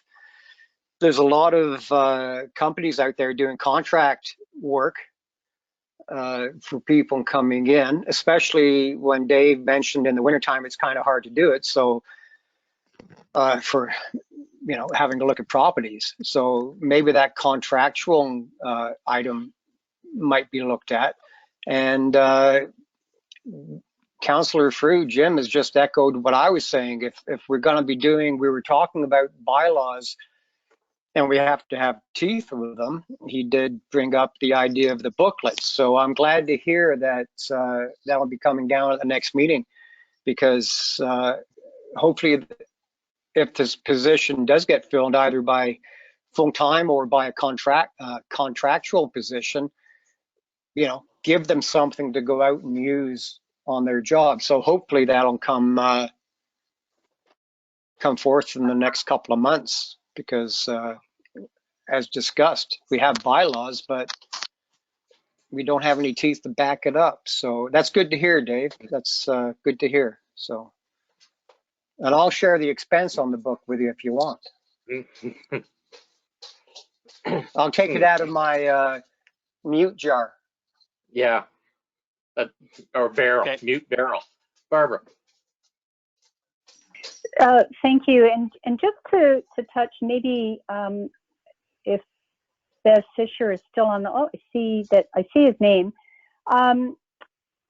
Dave, you allude to the possibility that bylaw enforcement is a little slower in the winter. Would that not be the time that the enforcement officer is, doing paperwork, following up in court, doing all of those things? That, I'd hate to be relying on him to be plowing our roads when he's supposed to be in court. He or she is supposed to be in court. I'm intrigued by the comment by Deputy Mayor Milne about Meaford, and there may be companies out there that will put a dedicated people to look after our bylaws. It's worth exploring. There's nothing wrong with getting information, and so that we have that when we do make our decision. Bev, can you speak to the workload that you've experienced in the last 2 years, let's say, as far as, COVID is different, obviously, but in the winter, if you had the opportunity to be following up on these things? I know you're busy with permits. Go ahead, Bev, and welcome. Through the mayor, yes, I would agree bylaw does slow down in the wintertime. We don't get near as many complaints about parked vehicles on somebody's property or grass, that kind of thing. So yes, it does slow down. As far as going to court, court happens hopefully within a reasonable time after the charges are laid. You know, we do have guidelines. We have to give them certain time limits to clean up, and then we give them another chance, and then usually by that time we're heading, and then we go to the court. But even that takes time to get into the courts nowadays because they're full up. I haven't actually been to court for bylaw in 6 months probably, because the courts weren't listening or entertaining them at all. They're so far behind on every other matter that's what they're worried about. So okay. So it's possible that the person would, if we were to go down the road of hiring someone onto our staff, they may be able to fill another role during the winter. So that's good to know. Thanks. If I could again, yeah. I believe that's possible. I would suggest that it isn't a full-time position, but definitely it's possible to have them slide to a different job. Yes. Yeah. Okay. Okay. Thank you. Any other questions or comments? I think it's well worth looking into. Jason?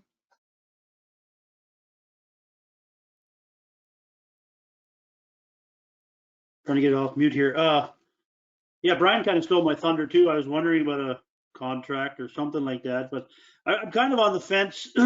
You know me, I'm the one that wants to keep staff to a minimum, but you hear a lot about these bylaw complaints. But I guess I'll echo what Jim said. I really hope if we do go down this road, we have some teeth to it. We have that ticket book, write it right then, get it done. You know, a lot of them might not go to court if they can pay a $50 fine. They might just pay it and not go on. But I just want to make sure it's going to be worth our while. And and I guess I've said it before when we've hired somebody, and maybe it's not the way to do it, but could we do it on a contract position to see if it pays after a year? You know, I understand he's going to be doing administrative stuff too, or he or she, I should say, but you know, just to see that we're getting our money out of it. I understand it's hard to get somebody for a year, but anyway, if we do go down that road, I just want us to have some teeth. And as far as the bylaw goes too, is like, it's still complaint driven. Am I right, Bev? So like, is there any way we could change that if we had a full-time bylaw officer, you know, if he's going past somewhere, pulls in, gives the guy a ticket and we're done, you know what I mean? Rather than waiting on complaints, because, you know, we do see a lot of it. I can see a lot of it every day driving down the roads. And that's one thing I wish we had, where he could just pull in, give him a ticket, and if it ends up in court, it does, maybe he'll just pay the fine. Okay, Bev? Through the mayor, I want to, I guess I'll deal with the complaint basis first. It's set up on a complaint basis so that we are acting on stuff that the neighbors are not pleased with. As you say, we all drive down the road. I pretty well put blinders on actually sometimes when I go down the road, because what I can see happening. If we started pulling into place, we'd have to come up with a plan, and we'd have to have a systematic plan of how to do it so that you're not showing prejudice. You know, which means we would have to lay out, okay, we're going to start on the 8th line and we're going to work our way to whatever, and we're going to work west to east, and we would have to follow that. That can be restrictive, and I believe you're going to need more than one bylaw enforcer, because by the time you got halfway through the township, you would be starting over again, or should be starting over again. Okay. And then I wanted to talk about fines. When I hear a ticket, a fine, and it's over, if I take somebody, and even when I go to court and I get a judgment by the judge that says you owe $500 because you didn't clean up your yard, that ends that complaint. It is no longer a complaint. It's done. They have paid their fine. The vehicles are still there, but the fine is done. So the neighbors are still angry. It's just we've received a fine from the gentleman. Then we have to start it again, which means we have to have another complaint. A lot of people think, oh, they didn't do anything the first time, so they don't put in a complaint. That's one of the issues we are having. Thanks, Bev. Yeah, I know bylaw as enforcement is a lot of different nuances to it and can take a very long time, and it's one of those not pleasant things. Any other questions or comments? Jim? If you consider going to an outside group to do bylaw enforcement, the Canadian Corps of Commissioners specialize in bylaw enforcement, and they use ex-servicemen, and they work well. Okay, thank you. Okay, not seeing any further questions. Is anyone opposed to the motion? Okay, seeing none, that is passed. Why don't we get into the planning stuff, and then we'll take a break after the planning stuff. Brian, just for your information, when we did the agenda, we amended it to move up the planning to right after Dave's reports. So that's why we're jumping ahead for a minute. 9.6.1, South Gray Enterprises, and that is moved by Barbara and seconded by Martin. Hi, Clint. How are you? Anything you'd like to I'm say? well. Good evening. No, I'm going to let my report speak for itself. Okay, well, let's see how it does. Any comments on this? No, looks like it said a lot. Okay. Is anyone opposed to this motion then? All right, declare that passed. Next is the bylaw to go with it, and that is moved by Michael and seconded by Jim. Any questions or comments on the bylaw? Seeing none. Lindsay, your turn. Thank you, Mayor Woodbury. Recorded vote for bylaw 2021-166, zoning bylaw amendment for South Gray Enterprises. Councillor Dobreen, In favor. Deputy Mayor Mill, Yay. Mayor Woodbury, Yes. Councillor Shearson, Yes. Councillor Frew, Yes. Councillor Shipston, Councillor Shipton has left the building. so I will mark Councillor Shipston absent. Councillor Wright, Yes. by a vote of 6-0, that's carried. Okay, thank you. 9.6.3, moved by Barbara, seconded by Martin, and that is planning report for another South Gray Enterprises. Anything on this one, Clint? Just that this is the site plan for that zoning that you just approved. Again, trying to be a little efficient to get them up and going as quickly as we can. That's good. Barbara. Through you, and my apologies if this was for the previous bylaw. It's a question for Lindsay because I was trying to find my note, and it could be on the upcoming bylaw, but it refers to part lots 36 and 37, but the staff report refers to only lot 37. Is the bylaw supposed to reflect lot 36 and 37? I just want to be consistent because this is also the site plan for that file. Sure. I think I'll direct that to Clint or Alicia. There's Clint. The bylaw, my understanding, we and Alicia can correct me if I'm wrong. She sends all of the bylaws out to the lawyer to do a quick little search to make sure the name is correct and the legal description is correct. So I'm hopeful that they match. So the one in the bylaw should be the correct one. if my report says lot 37 as opposed to lot 36 and lot 37, whatever's in the bylaw is the one that should be correct. Okay, I'll leave that. Thank you very much. Okay, any other questions or comments? Okay, seeing none. Anyone opposed to the motion? And that is carried. Next, moved by Jim, seconded by Brian. 9.6.4, and that's the bylaw to go with it. Any comments on that? Okay, Lindsay, if you do the vote, please. Thank you, Mayor Woodbury. Recorded vote for bylaw 2021-164, site plan agreement for South Gray Enterprises. Councillor Shipston, Yes. Councillor Rice, Yes. Councillor Dobreen, In favor? Deputy Mayor Milne, Yay. Councillor Shearson, Yes. Mayor Woodbury, Yes. Councillor Frew. Yes. By a vote of 7-0, that's carried. Okay. Next, moved by Michael, seconded by Martin, and it's the 9.6.5 zoning bylaw amendment for Pennings. Anything on this, Clint? Nothing. It's fairly straightforward.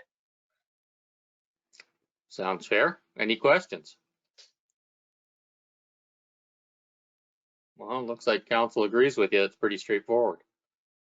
Okay, is anyone opposed to this motion? And that is carried. Next is 9.6.6, moved by Jason, seconded by Jim, and it's the bylaw to go with it. Any questions or comments on the bylaw? Okay, not seeing any. Lindsay? Thank you, Mayor Woodbury. Recorded vote for bylaw 2021-168, zoning bylaw amendment for Pennings. Mayor Woodbury, Yes. Councillor Dobreen, In favor? Councillor Shearson, Yes. Councillor Frew, Yes. Deputy Mayor Milne, Yay. Councillor Rice, Yes. Councillor Shipston. Yes. By a vote of 7-0, that's carried. Okay, thank you. Next is 9.6.7, moved by Michael, seconded by Barbara, and it's the OPA for Flato Glenelg Phase 2. Anything on this one, Clinton? Just to refresh council's memory on this. So phase 1 of the development that was on Glenelg Street for Flato, that was within the settlement area of Dundalk. And so it was able to move forward quicker to get its approvals. With phase 2 that you can see in my report, it was outside of the settlement area, and therefore it required a comprehensive review to look at all of the surrounding lands around Southgate and particular Dundalk to determine if this was the best spot to actually expand the settlement area and whether or not we could service it, and whether or not we were taking out good agricultural land, and all of these things are assessed in the comprehensive review. And it came out that these lands were in fact able to be brought into the settlement area. So the county, through their process, has amended the county plan to allow for it in the county plan. I believe that just received approval at the end of October. And now we have to follow suit with our official plan to do that. And then the next step after that will be to bring forward the actual conditions for draft plan of subdivision and put the subdivision and zoning on the property. So that would be the next step after this. So that's just a little update.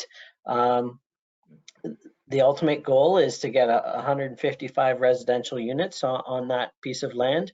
in addition to what's in phase one. So that's what we're looking towards here with the expansion of that settlement area. And you'll see that in a subsequent report then when I bring forward conditions for the draft plan. So that's all I have to say. Great. Thanks, Clint. Questions or comments? Brian. And then Barbara. Thank you, John. Clinton, is there any change in the size of the hazard lands that are being designated?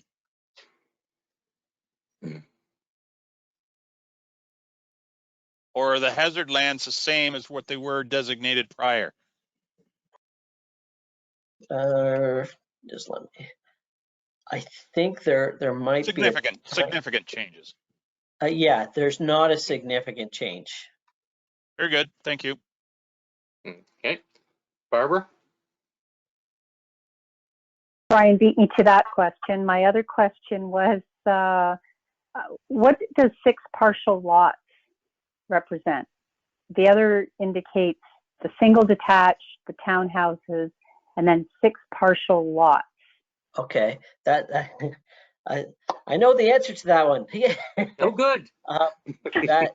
That deals with, if you look at the draft plan from phase one, there were a number of lots that couldn't be developed because they were at the end of a stub because the roads are going to continue on up into this phase, and so they weren't going to develop those lots until phase two got going and they could extend the road through. So that's where those partial lots are, in and along there.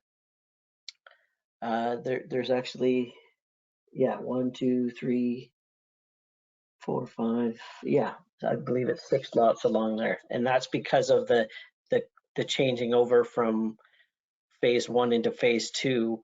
We just didn't have the roads extended at that time, right? So the partial lot from phase one will join to the partial lot of phase two, and you get a whole lot. Correct. Of lots. Okay. Yeah. All right. Thanks. Wow, you were right. You did know the answer. Good. Any other questions or comments? Martin. Thank you, John. Hi, Clinton. How are you? I'm well, thank you. Good. I'm looking at the actual planning, urban design and landscape. This was a new settlement area. I'm looking at, after it says block 103, the trail, we're looking at wetland. 106 is open space. There's a lot. There's wetlands. We're not going to encroach any more into that, are we? Because I think the wetlands on this part of town actually do quite a bit of mitigation for the water, and they can soak it up. If you know what I'm getting at, there's a lot of paved roads now, paved driveways, and they're building in a wet spot. That water's not going to go away. So we're not going any more that way into the wetlands because that is a good buffer for the township that way. Correct. What that staying as it is, I would even say we're actually increasing that because the open space block there actually includes a bit of a buffer. Okay. Yeah, I see that. Thank you. Conservation Authority required a buffer from that area, so that's been included as well. So we're actually expanding that area, not significantly, but we are. And so that whole entire area will be likely hazard land in the or I guess environmental protection would be the land, what it would be zoned when the time comes. Okay. And then at the top, block 107, which is also it will be an open space area. That's where the stormwater management pond will be. And we are also planning on putting the parkland in that area. So we're hoping to marry the two, where you can have nice scenic ponds, but you can also have a nice parkland, neighborhood park area. Yeah, for little trails. And that's good planning, Clinton. That's good planning. Anyway, no, you asked my questions. That's good because those wetlands are, as I said, a mitigating factor for some of the building with all the pavement. So thank you very much. Okay, Michael? I'm just kind of wondering if this subdivision and how close we are with our ratios with industrial type land and housing Good point. land. Like, so there's a portion that you have to have an equal amount of certain amount of this versus that. I'm just wondering now with this subdivision up there, how close are we coming to that ratio that we can't approve some of these subdivisions? Are you talking about from a servicing point of view or just residential versus commercial versus industrial designated land? Yes, the last part. The last part? Okay. Well, it's not so much that we can't designate more lands, it's that we can't necessarily expand the settlement area right now based on the current numbers that have been accepted by the county. Okay? I make that distinction because Dave, correct me if I'm wrong, but we spent over 6 months going back and forth with the county trying to argue our case that, hey, these numbers that you're seeing are only the start of it. They're not reflective of what's actually happening on the ground. And so they agreed that we're going to accept the numbers that they have now that MHBC brought forward, but we'll reevaluate it again in 2023, I believe it is, when they do a review of their numbers again. So that's the best compromise I think we could get out of them. If you want to add anything else to that, Dave, but that's where we were at there. No, I think that explains it quite well.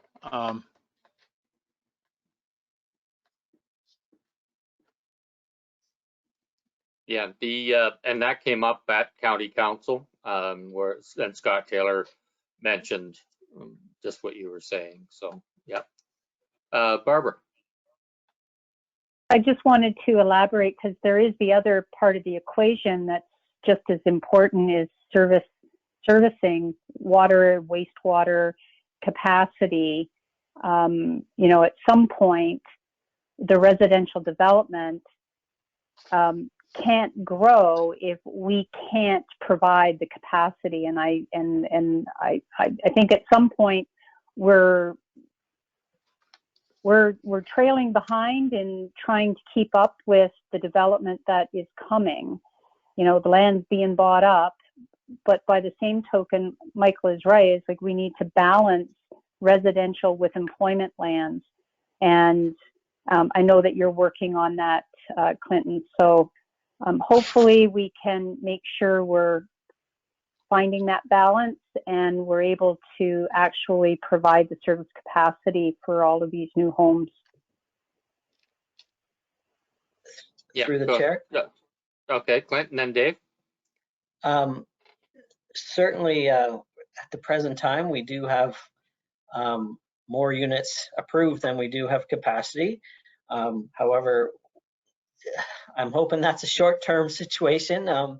This will certainly come up at budget time through budget discussions and whatnot, looking at the servicing needs for the municipality and what's going forward. I believe Dave can probably speak more to what the very next phases are going to be, but I do believe we have a number of incremental things that we have planned to increase our servicing capacity. Water isn't an issue right now. We have sufficient water. It's mainly the wastewater. So I'm going to actually let Dave maybe supplement that a little bit as he's been in that. Yep. Yeah. The issue of servicing, if staff and council follow the 10-year capital projections that we've put in place, there will not be a servicing problem. I mean, we've got a short-term window right now. Soon as we go to tender, that servicing is looked at as if it's in place, because by the time you construct the project behind that infrastructure, you know, your growth can take place and be brought online through occupancy permits. So we are in a very good place. I mean, Clint mentioned we're in a good shape for water, but we're already planning for, you know, a 2025, 2026 EA to look at or sooner. Jim's got a really good handle on that, at looking at when the next water well. So we've projected out through data that we'll need a water well every 10 years. So those are in the projections going forward.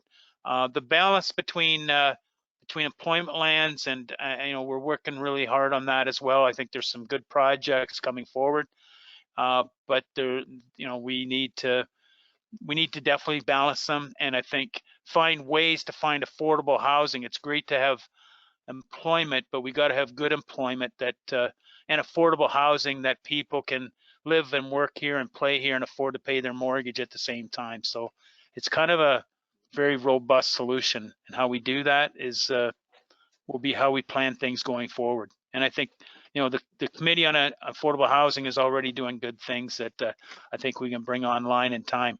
We just had a fight the other day with the county planners on affordable housing lands. It was good, let's call it a robust discussion.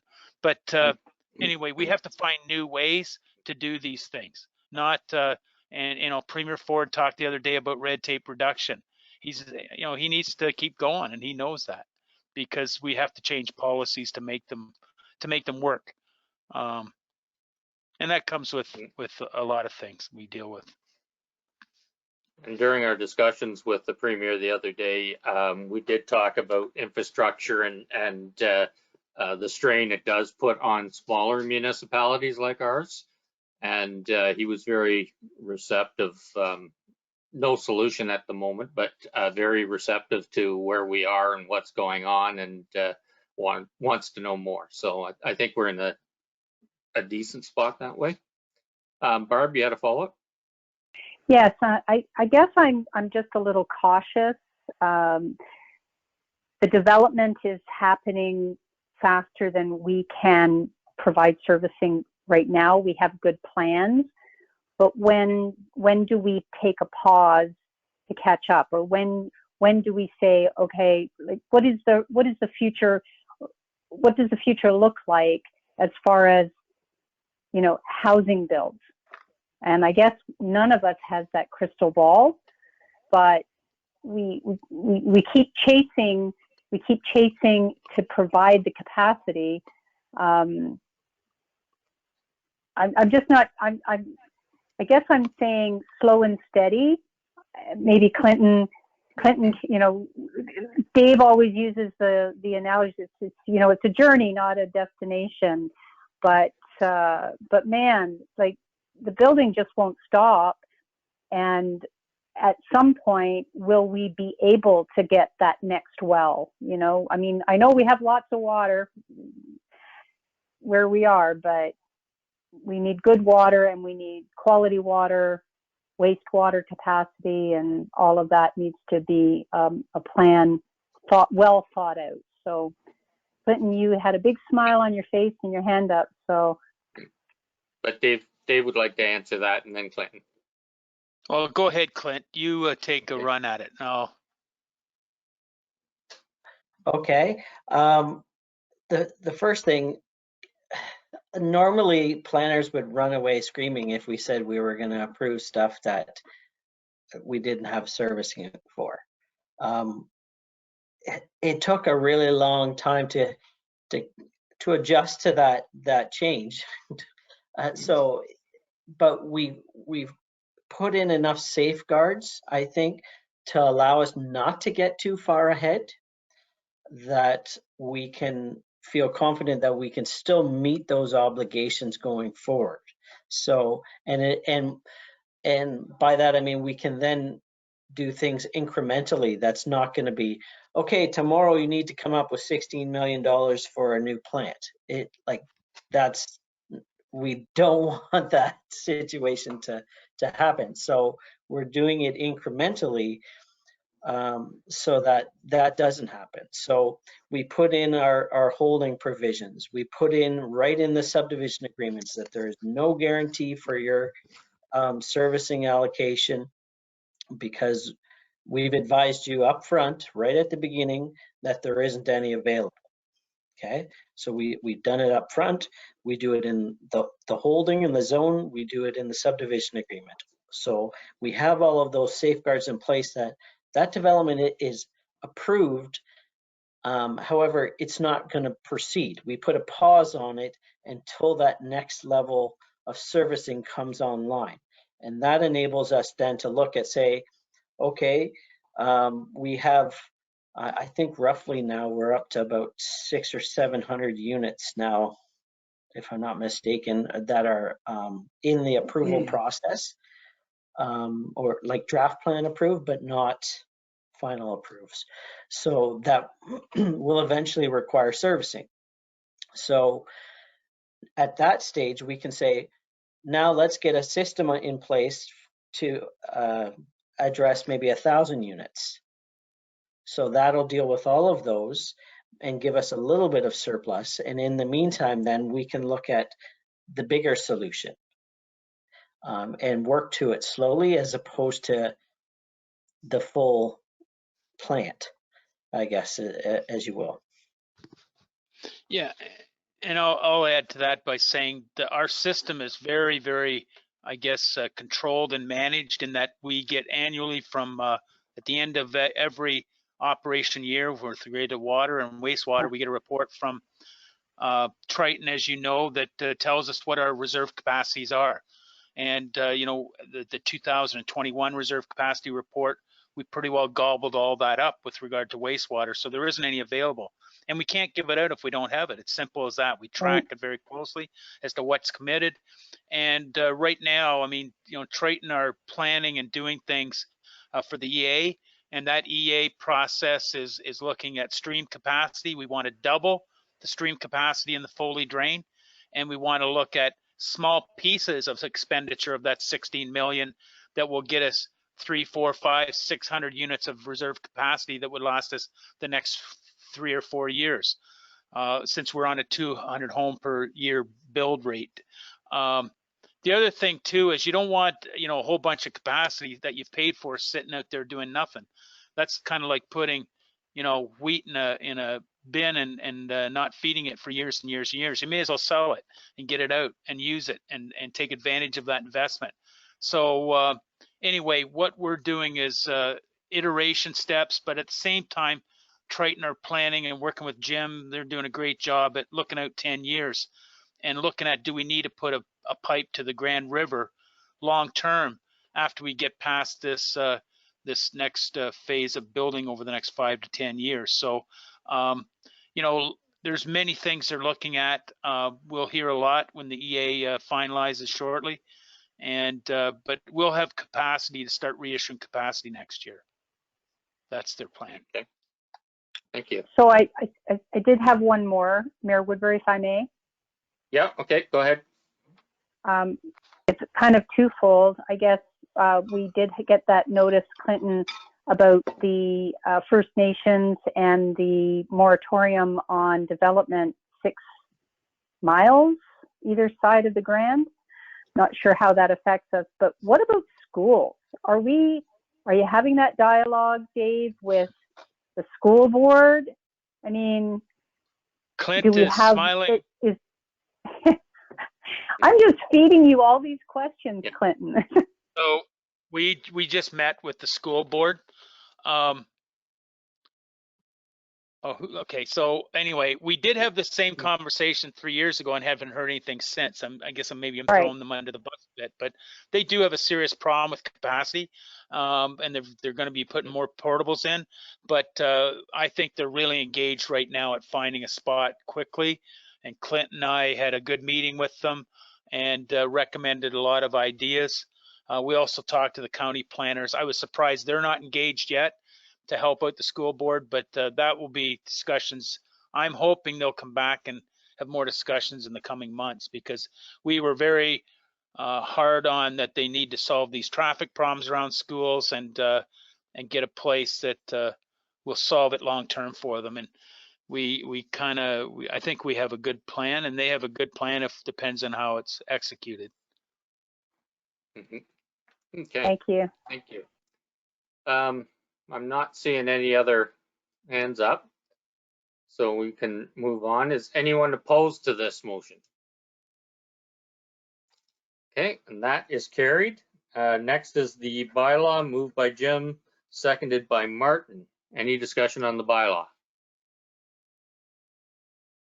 Okay, seeing none. Lindsay, would you do the vote, please? Sure, thank you, Mayor Woodbury. Recorded vote for bylaw 2021-169, the Flato Glenelg Phase 2 official plan amendment. Councillor Shipston, Yes. Mayor Woodbury, Yes. Councillor Rice, Yes. Deputy Mayor Milne, Yay. Councillor Frew, Yes. Councillor Dobreen, In favor? Councillor Shearson. Yes. By vote of 7 to 0, that's carried. Great, thank you. Do you want to take a 5-minute break or just push through with this last bit? I 5-minute have break? just before Yep. Mayor Woodbury, if I might. Sure. Before the first zoning bylaw that Councillor Dobreen mentioned about the legal description. Yep. So Alicia and I and Holly have been kind of working while you guys were discussing Flato, and that was a typo in the bylaw. Lot 36 shouldn't be mentioned at all. We've confirmed with what the lawyer said and everything. So I'm wondering if someone would care to move a motion to just amend something previously adopted, so we can just amend that that's not referenced at all. I just don't want to have the bylaw be waited on for a further meeting and have to come back. I have a motion here. Be it resolved that pursuant to section 24.12 of the procedural bylaw, council amend something previously adopted and amend bylaw number 2021-166, zoning bylaw amendment C1721 South Gray Enterprises Inc. to change the legal description in the bylaw text to reference lot 37. Okay, and Barb had her hand up to move that. Do we have a seconder? Martin? Any further discussion on that? Good to get it clarified right now, so that's good. Okay, and that's just a motion to amend it, so we don't need the recorded vote on that. So anyone opposed to this? Oh, yeah. Yes, can we do, it has to be a 2/3 vote, so if we can do a recorded vote, just so I have it. Okay, well, I know who has to do that, so. Sure. Go ahead. Thank you, Mayor Woodbury. So recorded vote on that motion to amend. Councillor Frew. Councillor Frew, I think you're muted. Not now. Yes. Thank you. Deputy Mayor Milne. Yay. Councillor Shipston. Yay. Yes. Councillor Dobreen. In favor? Councillor Rice. Yes. Councillor Shearson. Yes. Mayor Woodbury. Yes. By a vote of 7 to 0, that's carried. Okay. Point of clarification. Yeah. Mayor Woodbury, through you to the clerk. Now, was that a vote just for the reconsideration? Do we now have to redo the bylaw, or is that covered? No, it's covered. I put it all in the one. Awesome. Thank you. Okay. So it looked like people want to take a quick break. So it's I've got 8 minutes after 9. How about 1/4 past? We're back, and we'll take a run at the rest of the stuff. Okay, so we'll recess until 1/4 past. Oh, and yeah. Thanks for council's indulgence on that issue, and good catch, ladies, because that saved a pile of extra work. Thank you. Yeah, absolutely. Thanks. Okay, see you in a few minutes.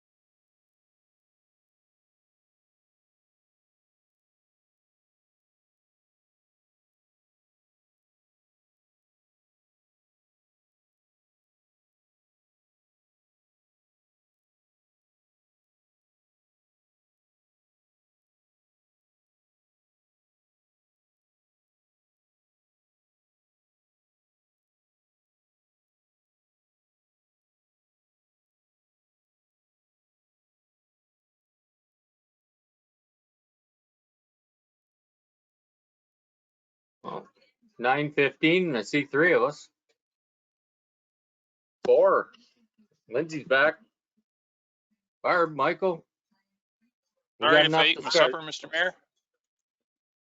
I don't know. What are we having? I think it's chicken and rice. Ah. Yeah. If I was you, I would have started that earlier though. Well, you wouldn't give me a break. Okay. All right. Well, 9:15. I'll call the meeting back to order.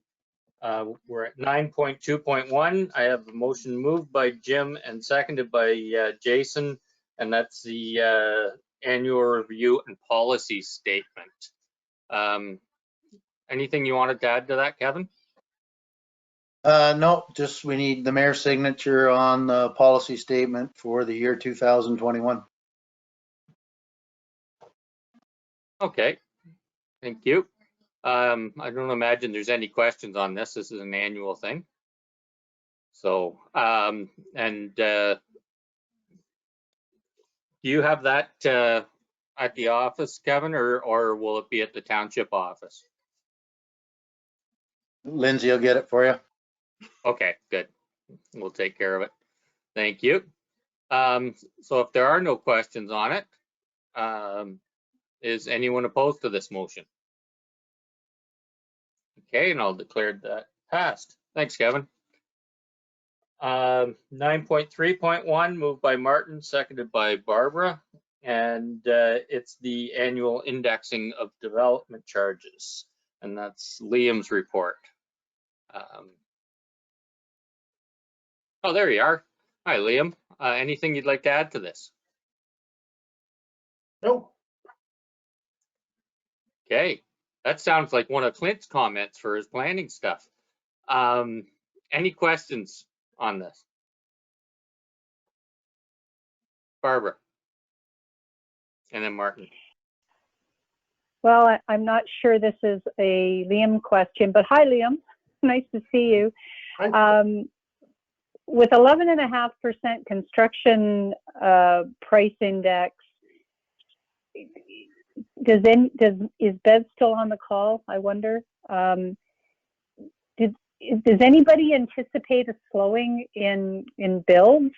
I mean, with the cost of development charges alone, you know, agricultural buildings, I'm not talking about just the development in Dundalk, but throughout Southgate. Any crystal ball there, Bev? That's a huge price increase, right? Go ahead, Bev. Through the mayor, no, I do not see a slowdown. All the reasons for a slowdown happened this year or last year, and nobody paused. Nobody took a deep breath. So I don't know what's going to stop it.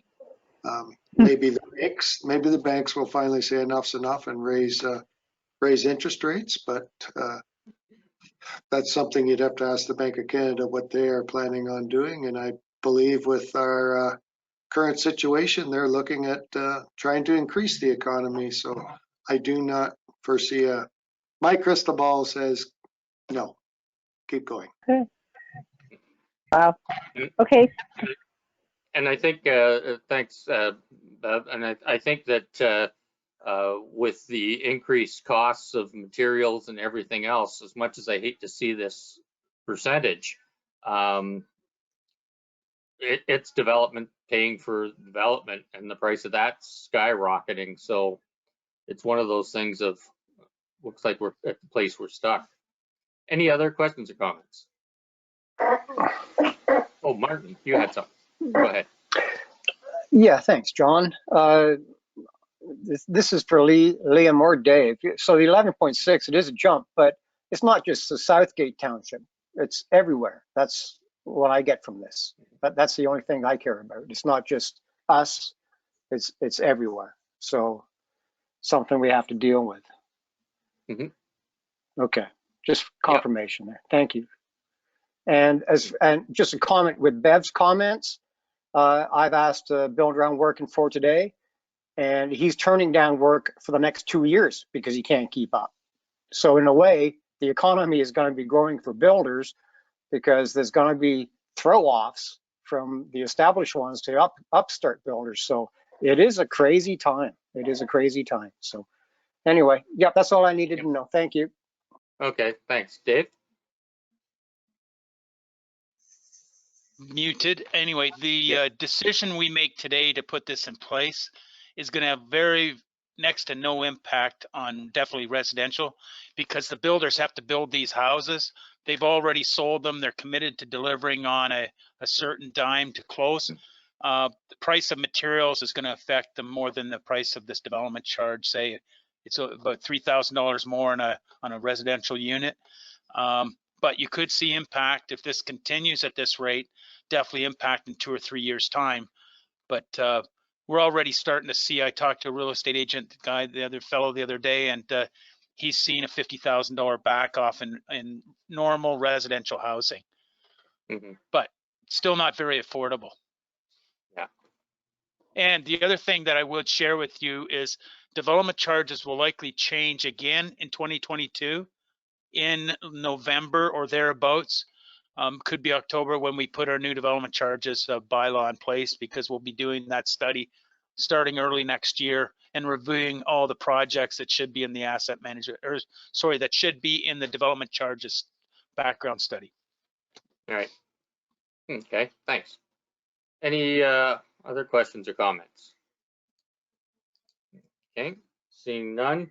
Is anyone opposed to this motion? And that is carried by unanimous consent. Thanks, Liam. Appreciate.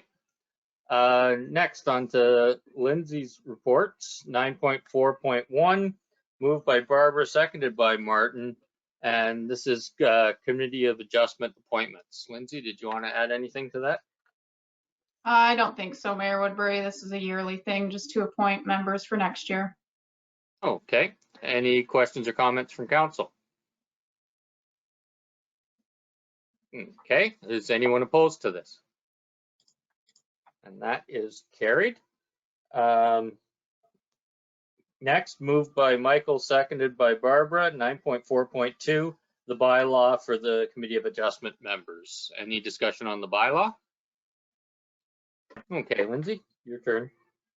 Thank you, Mayor Woodbury. Recorded vote for bylaw 2021-159, the Committee of Adjustment appointments for 2022. Councillor Dobreen, In favor. Councillor Shearson, In favor. Councillor Frew, Yes. Deputy Mayor Milne, Yay. Mayor Woodbury, Yes. Councillor Rice, Yes. Councillor Shipston.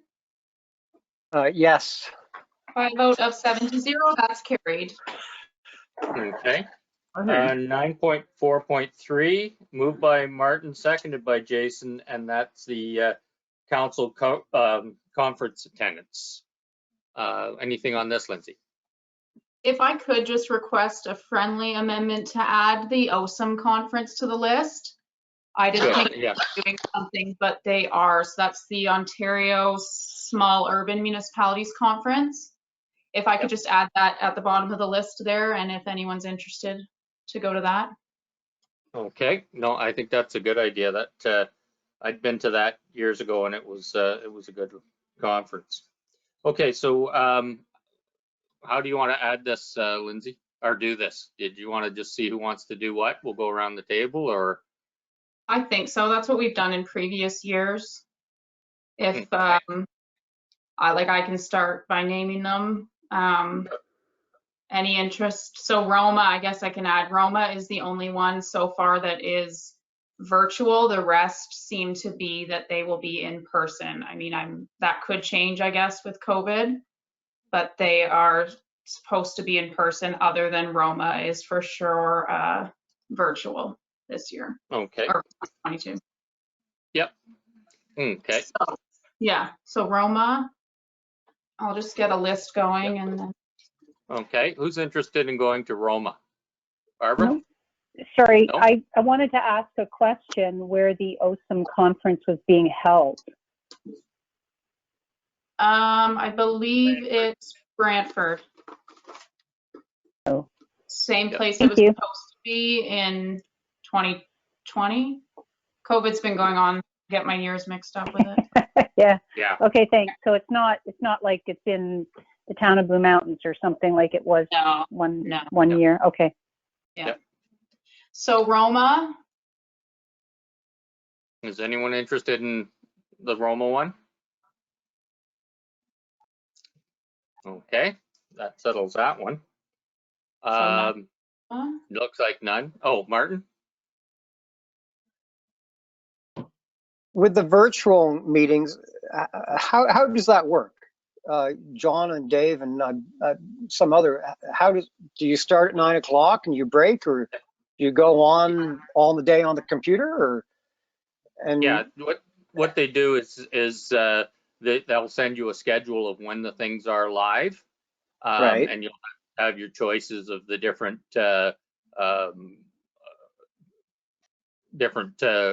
topics that may be in breakout sessions. But what most of them have done for a week or 2 weeks after, you have access to all of the talks as well. So you actually get to hear more. But there is scheduled times that it's live. Okay. And Mr. Mayor? well, I've never been to a Rome. Oh, Yeah, go ahead, Barb. I just wanted to offer to Martin, the one thing that was really a lot easier was getting the delegations and back into the workshop or the concurrent session. You didn't have to get to another building on the other side of the town or the conference center. So it actually, from a virtual standpoint, you miss that interaction with people, but you were able to take in more of the sessions. okay. Okay. Well, because of that, then I've never been to one of these, so I think it would probably be a due diligence for me to attend and see what goes on there. I know there's been some comments from people who have, like John, I thought you said that it wasn't really worthwhile for you, but for me, being first timer, I think I'll put my name in on that one. On Roma? On Roma, Okay. yeah, and we'll go from there. Okay. Yeah, thanks. Yep. So Martin for Roma, any for Good Roads? Michael? I'm putting in for the county for Good Roads. And may I ask Lindsay where that is? It's in Toronto and it will be in person, or planning to be in person. It's usually I forget what hotel. It's usually at. Royal York. Royal York, yeah. Yeah. Okay. So just Councillor Shearson for Ogra. Yep. Okay. The Police Service Board annual conference, Jim brought that up at Police Services Board yesterday, and it will be Jim and I. And the one request was that the Police Services Board have that in the budget, in their budget, to pay for it. So that's what we had decided, right, Jim? Yeah, and I've already submitted the budget. Okay, good. Liam should have that now. Okay. Ontario Association of Committees of Adjustment. Does anyone want to go to that? Martin? Again, if I may ask Lindsay, when every number comes up, can you tell us where they are? Because I do have to think about my business. We're coming into June, we're coming into summer. So if that would be good for you, Lindsay, to do that. So where is the Committee of Adjustment? Because I'm kind of interested in that. I still have to wrap my head around some of the zoning bylaws and what have you. So where would that one be, Lindsay? I'm just doing a quick Google search. Thank you. That's usually a decent one. I've been to it a number of times, and in the past, it's been pretty decent. Yeah. Oh, Because I it's did actually enjoy. close this year. It's in the Blue Mountains. It's at the the Blue at the resort. Okay. So Well, it's I did enjoy that. I did enjoy that one learning session they had, and there was a lot of good speakers that we could just see virtually. So if it's in person, I think it might be worthwhile for me to go to that one. Okay. Okay. Barb, you had your hand up? Yes, please. If it's at the Blue, if it's at that close, I would, I'd be inclined to go to that one. Okay. Yeah, that's what their website says, Blue Mountain. All right. Anyone else? Those Seeing going to any? the Blue Mountains, make sure you've got good walking shoes. That's one hellish place. Yeah. Yeah. Number 5, FCM. FCM is out of province this year in Regina. In Regina, okay. Can't see that one. Yeah, I'd like to go and to that one. I know Brian, yeah, Brian just said he'd like to go to that one. Okay. Anyone else interested? I think we got a lot of value out of that, Martin. Just a question and point. When with the rural Ontario, the Roma, if you went, you would get 2 weeks worth of all things that happened. Being a municipal politician, do they actually, with the FCM, do they actually put on their website highlights from the actual conference too, so we can all have a look what goes on instead of just networking going there and what have you? Because Regina is quite a ways away. Do a lot of these ones that are farther afield put the information on their websites? Most that are in person put brief information out. Yeah. But they haven't in the past, that any I've been involved with, haven't in the past, you know, done like a YouTube or televised any of the stuff. Oh, okay. Well. Yeah. All right. No, just a question. Okay. So. Yep. Thank you. FCM is just Brian. Okay. AMO. I'm putting in for that through the county. Is anyone else interested? Is in Ottawa. It's in Ottawa, yeah. Okay. And just, sorry, you said through the county? Yes. Okay. Okay. And then OSUM. Oh, Barbara? Quick question through you to Clerk Green. The OCA conference, is that not part of the Committee of Adjustment budget then? I would honestly have to look at that. Maybe Liam can comment. I'd have to honestly look. I'm not sure if it falls under council or if they have a separate line or if they have a separate item for that. Liam, are you still there? Because if I recall, the Committee of Adjustment members previously, it's always encouraged that the chair, which we elect every year, is encouraged to go to that annual conference, and of course others as well if they so choose. But I'm not sure if it counts as, because we're not members of council when we're sitting at the Committee of Adjustment. I think asking. It's separate, like Police Service Board, but Liam's on there. Could you repeat the question? I wasn't listening at that exact moment. Is the participation in the Ontario Association of Committees of Adjustment Conference part of the Committee of Adjustment budget, because we don't sit as council members when we're at Committee of Adjustment? Yes, that's correct. Okay. Thank you for the clarification. Okay. So moved on to OSUM now, and I would like to go to OSUM.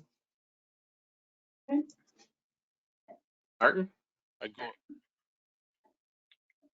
If I could, Lindsay, could that anagram again, OSM, what does it stand for again? Ontario Small Urban Municipalities. And where is that again? Brantford. And Brian? And how many are we allowed to go to, Lindsay? I'm just double checking that. I'm drawing a blank. It's two, is it 2 or Two. 3? 2. Two. Yeah. Okay, we have to, I'll stick with what I have then. Thank you. But with the Brian? OCA, yes, Brian, you had your hand up next. I was just gonna say, I thought it was 3, Lindsay, but maybe Yeah. that's changed. I don't know. Yeah. And did you want to go to OSM? Yeah, please. Okay. Okay, Brian for that. Barb? sorry, I was just clarifying, because of the question, attending OCA is as a member of Committee of Adjustment, does that count towards Councillor Shipston's 2? Or, because I recall that the chair is able, the member of Committee of Adjustment is able to attend and it doesn't go towards their 2. But again, it's just interpretation of the policy. Sorry, I just pulled up the policy. It's 3. It's Yeah. 3. And I think the discussion around the policy was that we would try to keep it to 2, and didn't matter what budget they came out of, but 3 if there was something we were interested in or that had a lot of value. So I think that was Thank you. the discussion we had at the time. So Councillor Okay. Shipston, we can put you down for OSM if you'd like. And those dates again were? May 4th to the 6th. I better in due diligence. I'll go with the 2 I have, Lindsay. That would be fair to everybody, I think.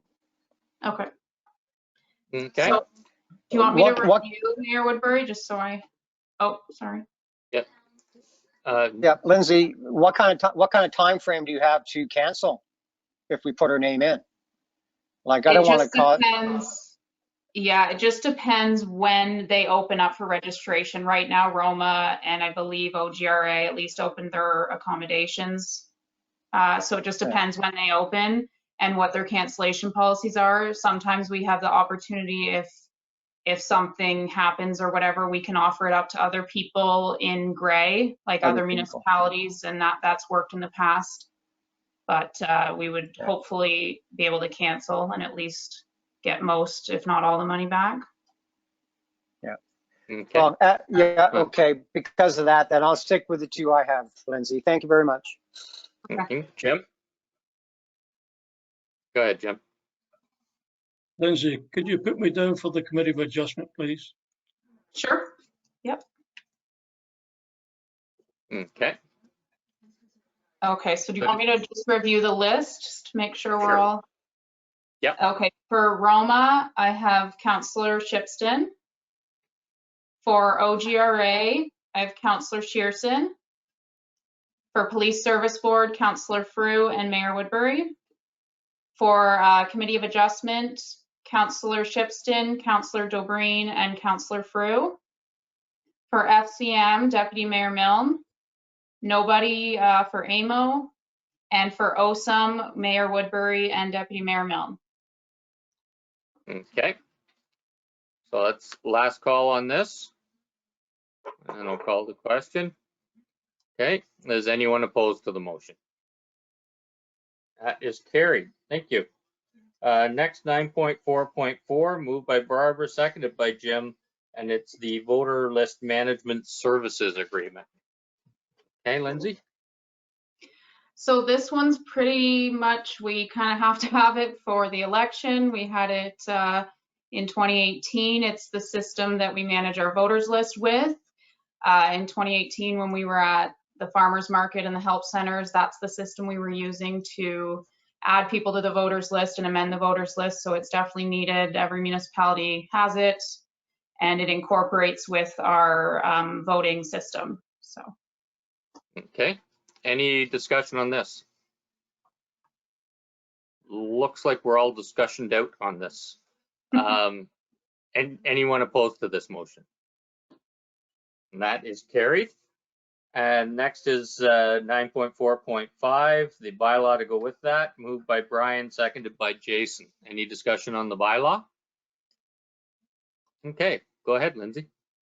Thank you, Mayor Woodbury. Recorded vote for bylaw 2021-171, voters list management services agreement.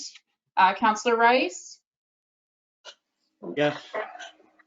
Councillor Shipston, Yes. Mayor Woodbury, Yes. Councillor Shearson, Yes. Deputy Mayor Milne, Yay. Councillor Dobreen, In favor? Councillor Frew. Yes.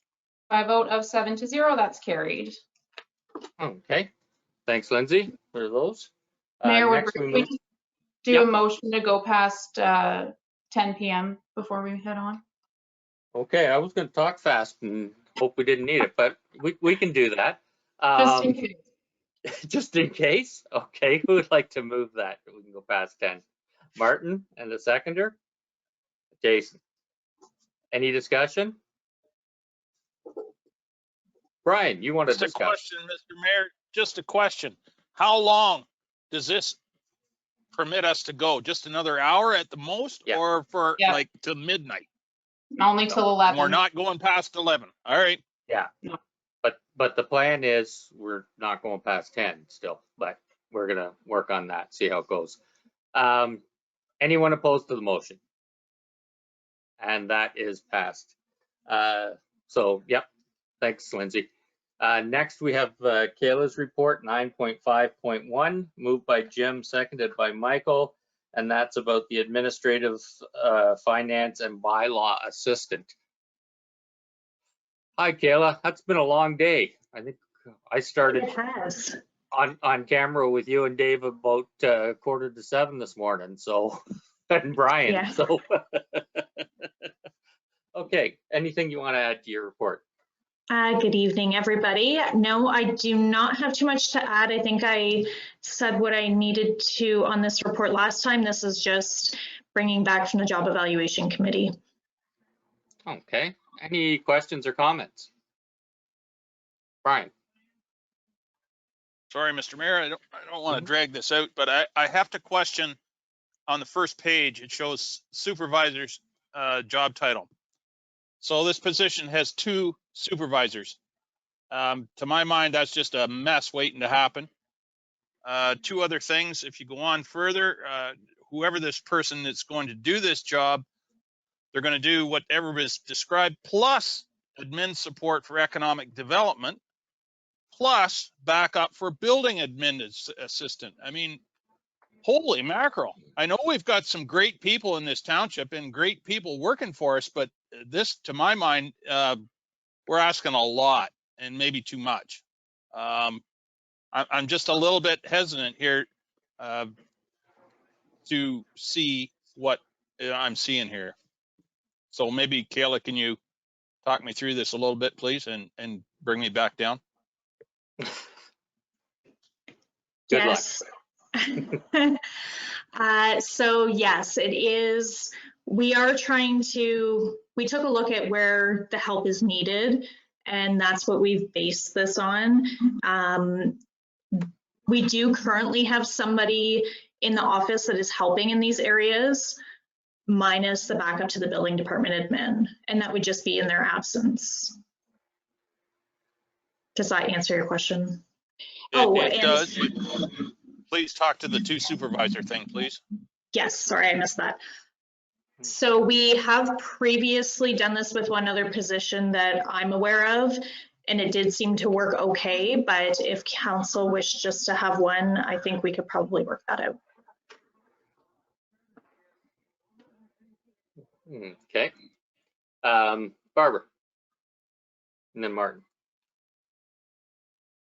To address the dual supervisory relationship, I have had experience in where an organization chart would have a dotted line.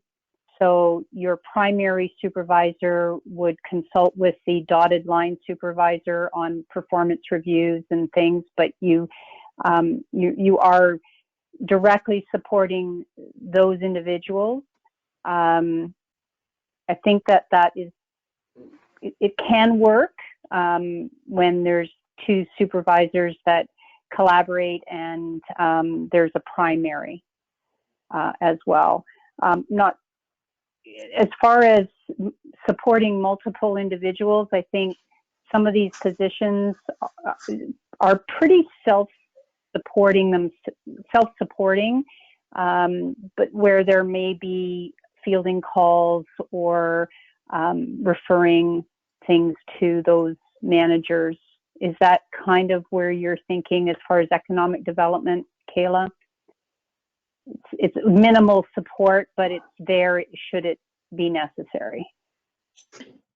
Yes, help with certain publications or fielding some basic phone calls. Thank you. Okay, Martin? Yeah, just to basically echo Brian and Barb's, the two supervisors, and we've already looked at before, perhaps not in the same context, but somebody to fill in for bylaw enforcement. There's going to be paperwork with that. So do we need an assistant for bylaw when the person's going to be doing that? As far as Terry, for the EDO, I think Kelly just answered that. All that could come on administrative. So yeah, there's a lot of work here. Could we simplify it? Because EDO, maybe in a few years' time, she'll be big enough to have her own assistant. But if it's only done through administrative right now to help out, administrative and finance, I think, are okay. But put that under the treasurer, and I think it's just too many. We're trying to cut red tape. We're trying to be efficient, and then we look at a supervisor job, treasurer, chief building official, and then helping out the EDO department head. So maybe a little bit of tweaks here and there. That's just my comment.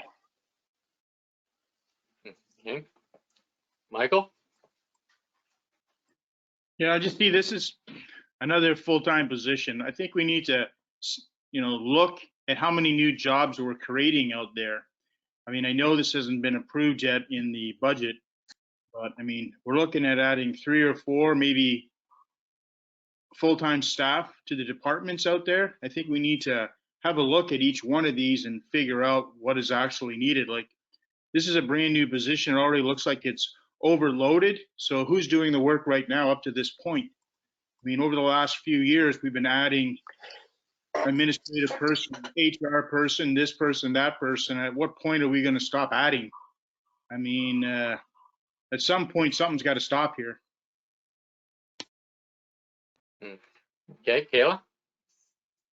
Yes, so I think that's the reason for the widespread of the tasks assigned to this job description, is just that people are experiencing a lot of work, and we're trying to help out so many different departments with one position instead of trying to hire multiple positions.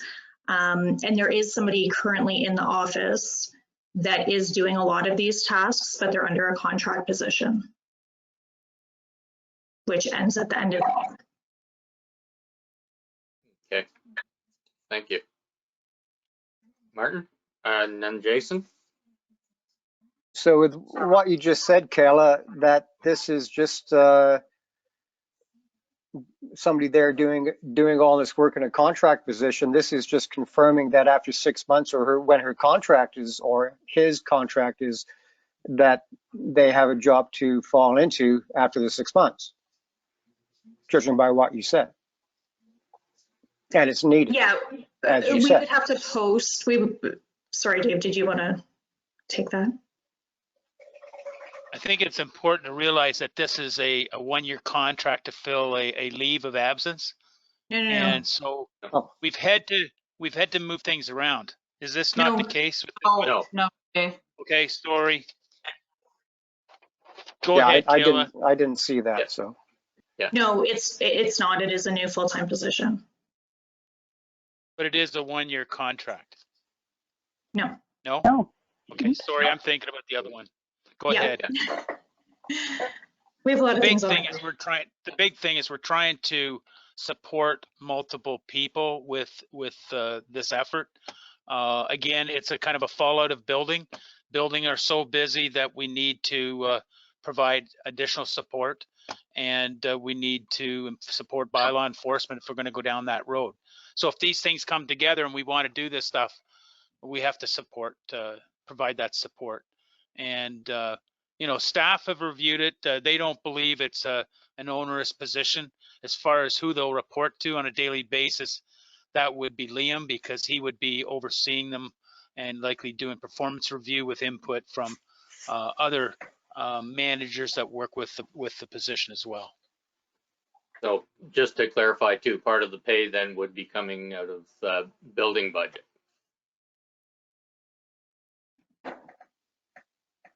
So, Sorry, Jason. not building, bylaw. Oh, bylaw. Okay. Yep. Sorry. If I could just add to that too, some of this is coming from how busy the finance department is, specifically with utility billing, because of all of the increases in Dundalk in the water and wastewater. So I think maybe some adjustments would be made to the budget that way too, but Liam could better speak to that. Okay. Did you want to add something, Liam? Well, yeah, I just said, right, yeah, the volume of in the water area has increased. And as far as the dual report, Bev and I have done this in a previous position, and I thought it worked out well. So I personally don't have any concern with it being a dual report, but I also understand the concept of a single report with the input of the other too. So I don't really think it'll make a real difference. Okay. Jason. I guess I just want to kind of echo Mike's comments. I understand we're growing immensely so quick and everything, but I hear it from the public.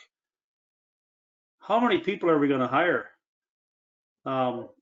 Maybe can we work an hour or two overtime? Like, we just keep hiring. We talk about creating jobs, and I don't know how many jobs since I've been on council we've created in government. And don't get me wrong, you people are doing your jobs, but we just keep adding and adding and adding. So what's going to happen in 4 years when Barb asked the question before, when the interest rates go to 5% and all the building stops and everything? What are we going to do? Are we going to say, hey, see you 7 or 8 people? I don't think we're gonna. And I don't know. I agree with Mike. We got to kind of step back, and maybe we can work a couple hours overtime every night. How about that? I don't know. Lots of other people do. It's just a comment. Okay. Any other comments or questions? Okay, Martin? Yep. John? Yeah, go ahead. Where it says key responsibilities, administrative support for economic development as required. Carrie's doing a great job. Did she have any input into this? Does she really need any backup? Because it seems like she's doing awesome by herself. So I'm tending to agree with Michael and Jason. Like, where does it end? Terry, yeah, no, and the economic development officer actually specifically emailed to make sure that that support would continue, that she has received, just because it has been very helpful. And again, it isn't something that's all the time. It's just from time to time she does need just some extra help with some administrative duties. Okay. Jason. and then Barbara. Like, how does that work with administrative, like overtime? Do we ever do overtime? Like, I just wondering. Yeah, I guess that's the Dave. I don't know. Yeah, Like, we what's wrong with do. asking? What's We wrong do with over. asking somebody to stay a couple hours, a couple times a Yeah. week? If if they're a good employee and everybody's wants to mesh and be a team, then I think that they should be happy to do that. And I'm not putting nobody down. I'm just saying. Yeah. So providing overtime, does come at its cost. Usually what happens is instead of pay overtime, we bank time. Whether you pay it or you bank it, it's a time and a half. So that time is either lost in the organization, or if we pay it out, it can highly impact budget. So that's why we stick fairly close to our budgeting, because we allow for bank time and time off in lieu. And I think we have a duty, if there is jobs there. I mean, we're not bringing this job to you because the work isn't there. We take it very seriously about not creating a job and having people twiddle their thumbs. They're very busy by the time we put this in place. I mean, we fell behind in a few things in finance, and it's just because of staff shortage that and some of the COVID challenges that people are demanding more service, or they're not paying their bills, so we have to chase them. I mean, these things come at a cost, but I can guarantee you we're not, hiring this person to come in and do, 30 or 40 or 50% of a job. It's 100% of job tasks, and that's why there's a lot there. If there's a downturn in the economy, like anybody else, we may have to, put people, lay them off or terminate, but there's going to be a lot of problems in the world if we see cutbacks in or inflation or bank interest rates. There'll be a lot of hurt going around. Okay, thanks. Barbara.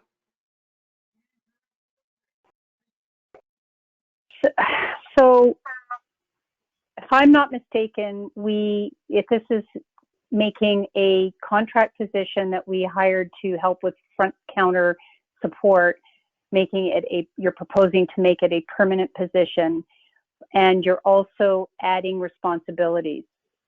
I think it would be helpful to have, as part of our budget discussions, a organization review. Dave, you've done this in the past where you've shown the organization as it is and proposed new hires, repositioning, and the total FTEs that have the change over that period of time, and that would help us put it into perspective. From a administrator in days gone by, I supported multiple senior managers, general manager, finance, human resources, sales, and customer service to a degree, but at varying levels.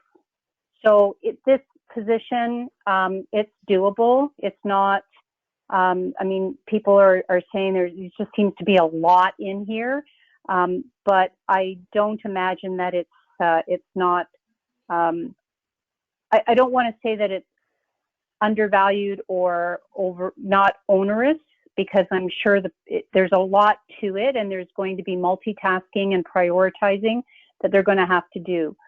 But it's a full job, and but it's doable. People who haven't been in that role, it's not a dedicated secretary or assistant where you're sitting there, just creating reports for your boss.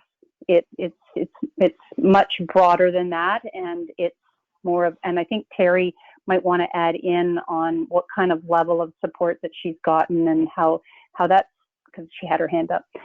So I'm just trying to explain that the administrative role has evolved over many, many decades, and it's not uncommon to wear multiple hats and support multiple departments. It's very doable. Okay. Terry, did you want to add something? Yeah, just quickly. So I don't need administrative support on a daily basis. The administrative support I was using was for a special project, specifically for some data entry. So if you look at my hourly rate of pay and the hourly rate of pay of an admin person, it's much more economical to have an admin do some data entry rather than pay me to do that. So I did use administrative support for data entry purposes and also for anything in the office that I can't currently do. So for example, if I print out labels and need them stuck on something or just anything like that. So what I had said to Kayla was I was using her services. So that part of that should go under my budget because that's only fair. If she was doing data entry on my behalf, then that should go under my budget, not someone else's. So I don't need it like on a daily basis, just for special projects. Only where it's economical, like where it makes more logical sense and it saves money per hour. Okay, great. Thanks, Terry. Okay, I think I'll call the question on this. Is anyone opposed to this motion? And that is carried. We have bylaw moved by Barb, seconded by Brian, and it's 10.1, the road widening, Gordon Trask. Lindsay, did you want to add anything to that, or is that pretty well? Yeah, just straightforward, a condition of consent. Okay, any questions or comments?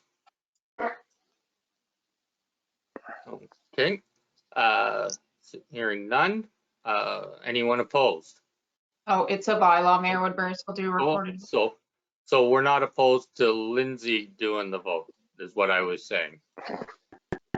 Thank you, Mayor Woodbury. So recorded bylaw 2021-172 road widening for consent file B5-21.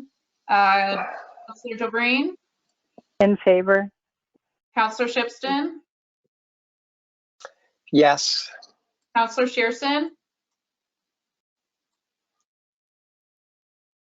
I think Michael has left the building. he told me he called in. I think he's caller 15. Councillor Shearson, can you unmute yourself? Yeah. There you go. Yeah, yes. Okay, thank you. Mayor Woodbury, Yes. Deputy Mayor Milne, Yay. Councillor Frew, Yes. Councillor Rice. Yes. By vote of 7-0, that's carried. Okay, thank you. Were there any notices of motion? No, okay. Didn't receive And I'm any. not seeing anybody's hand up for a notice of motion. So we can move on to regular consent items. 12.1, the regular business, moved by Michael, seconded by Martin. Didn't receive anything to be pulled for that. And I'm not seeing any hands up at this point, so we can discuss any on that you have any questions for. And I'm not seeing any of that either. Okay, so is anyone opposed to this motion? And that is carried. 12.2, the correspondence consent agenda, moved by Jason, seconded by Barbara. Again, nothing pulled on that one. I need discussion on any of those. Okay, is anyone opposed to that motion? And that is carried. Next is 12.3, resolutions from other municipalities. Barb has asked for 12.3.4 to be pulled. And I don't have any others. And the motion to receive the others is moved by Jim, seconded by Martin. Any discussion on any of those? Okay, is anyone opposed? And that is carried. Barb, if you want to move your motion. Let's see if we get a seconder. Thank you, Mr. Mayor.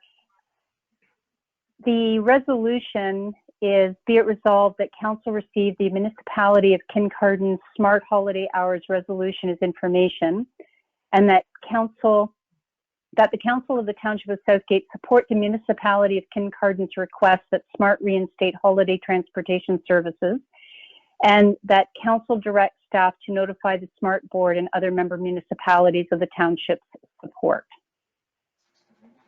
Okay. Do we have a seconder for that? Martin will second it. Okay. Discussion. Barb, did you want to add anything? If I may, Lindsay helped me with this resolution, and it may be more of a request to have it put on the December 3rd SMART board meeting by our member Councillor Frew, so that the board can discuss it and deliberate on, you know, perhaps it's a maybe it's a lighter holiday schedule over the Christmas holiday, but you know, with everyone not having been able to spend Christmas last year with family, and I'm supportive of the SMART board revisiting the schedule if it makes sense, and I would like to see it on the board's agenda, and they meet on December 3rd. Okay. Any other comments? I would just say that as written, I can't support this because it is run by the board. We do have our member, and they have worked feverishly to reduce the budget, and this is super highly subsidized by gas tax and by the municipalities, and the cost that is recovered and the service given is far above. I know this is a vulnerable group, but it's one vulnerable group, and it's far above the services that's given to any of our other vulnerable groups. And I think this should be left up to the SMART board, and without us pushing it this way. That I agree more with a suggestion that they talk about it, but myself, I can't support the Kincardine one. I think it's I feel out of place having a board with our representative on it and then trying to tell them what to do. So if I may, Mayor Woodbury, that was more my intent, was to receive it for information, and that the Township of Southgate would ask that the board, the SMART board, discuss holiday hours at its next board meeting, which happens to be December 3rd. But I can't ask for that to be on the agenda, but perhaps we could reword the resolution that would request the board consider having the discussion. I agree with you that I think it's worth having the discussion, and whatever the board decides, the board decides. Okay, so if that, yeah, if you'd like to amend it, then yes, that please. would be more palatable.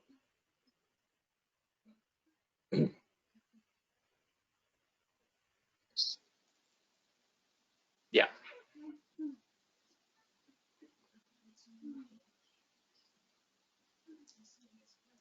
Jim, you have something to add? Yeah, the board has already received this. They've taken it under consideration. Okay, so it's already in process.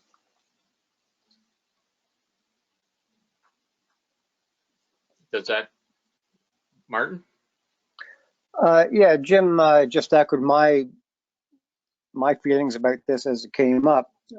As the board for SMART, they must have known this was on their radar anyway, so they'd only be looking at it. But I don't see any harm in sending this to make sure that it is discussed. There's always room for discussion, right? So the way it's worded now, I can certainly go with it.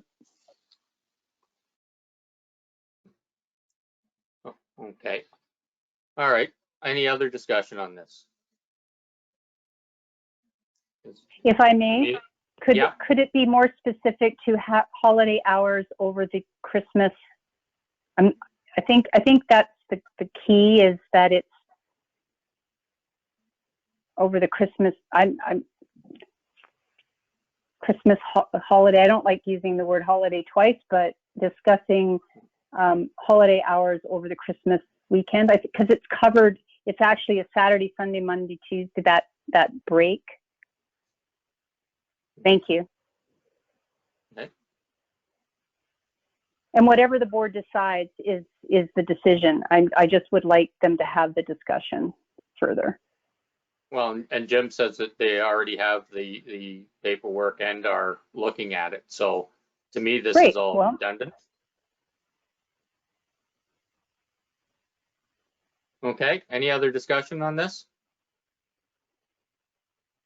Okay, is anyone opposed besides me? Okay, Jim's opposed and I'm opposed. We'll do a recorded vote then. Okay, thank you. So recorded vote for the motion for the Municipality of Kincardin's Smart Holiday Hours Resolution. Councillor Shipston, Yeah, yes, yes. Councillor Rice, No. Councillor Dobreen, yeah, Deputy Mayor Milne, Okay. Councillor Shearson, Yes. Mayor Woodbury, No. Councillor Frew.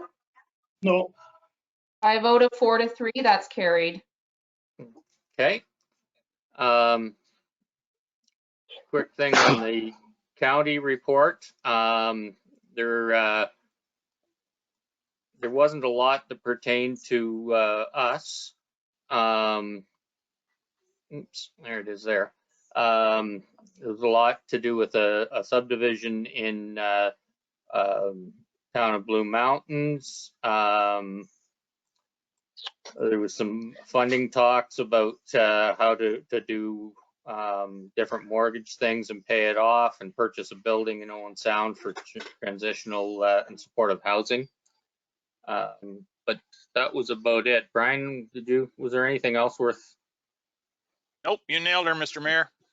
Okay, and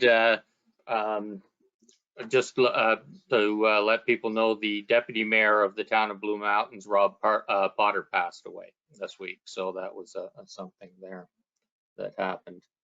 Members' privilege. Anything? I got nothing. Dave.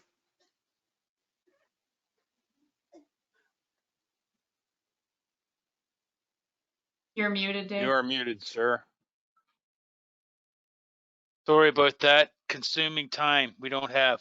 Ontario Municipal Tax Revenue Association. I'm proud to announce that John Currian has joined that board to gain experience in that area. So anytime we have staff join those type of associations, it's always a good opportunity to bring back best practices and be part of decision making. So we're proud of his opportunity there and see what it brings for us. The other thing is, as always, there is new clinics being run in Dundalk, December the 2nd, and they're all from 12 till 6 p.m. So that's December the 20th, January the 10th, January the 24th, February the 7th, and February 21st. So it's well organized into the future, and we'll keep repeating those so it's out there for the public to hear. Okay, thank you. Anyone else? Brian. Just encourage everybody to get their seasonal flu shot. I was up to the health unit on Monday morning, and Dr. Era jabbed me, and yeah, my cell reception is awesome now. So I really encourage, I encourage everybody to get their seasonal flu shot for sure. Yep. Any There's a correlation there? Yeah. I'm kidding, okay, sir. Don't. There is for Brian. Anyone else? And I'll just add, this is something I found out tonight. And it's not good news or celebration, but it is community news that somebody that's volunteered and did a lot to build the area, although he lived just across the road. Lyle Crockford passed away today. And so Lyle had done volunteered forever, ran business in Dundalk, and he was definitely a very vital community member for a very long time. Confirming bylaw. Oh, just one more then. Oh, okay. Yeah, go ahead, Barbara. Since we're not so great news, then if you're mentioning a couple of people, Royden Harrison passed away this morning. Okay. Okay. Confirming bylaw, moved by Barbara, seconded by Jason. Any discussion? Lindsay, would you go ahead with that, please? Thank you, Mayor Woodbury. Recorded vote called for the confirming bylaw. Mayor Woodbury, Yes. Deputy Mayor Milne, Yay. Councillor Dobreen, In favor. Councillor Rice, Yes. Councillor Shearson, Yes. Councillor Frew, Yes. Councillor Shipston. Yes. By a vote of 7-0, that's carried. Yay. And now Brian's motion, and I think that'll probably be 7-0 as well. So thanks, everybody. Got a lot covered, and look forward to seeing everybody next time. Thanks. Thank you, Mr. Mayor. Thank you. Thank you. Take care, everyone. Night. God bless.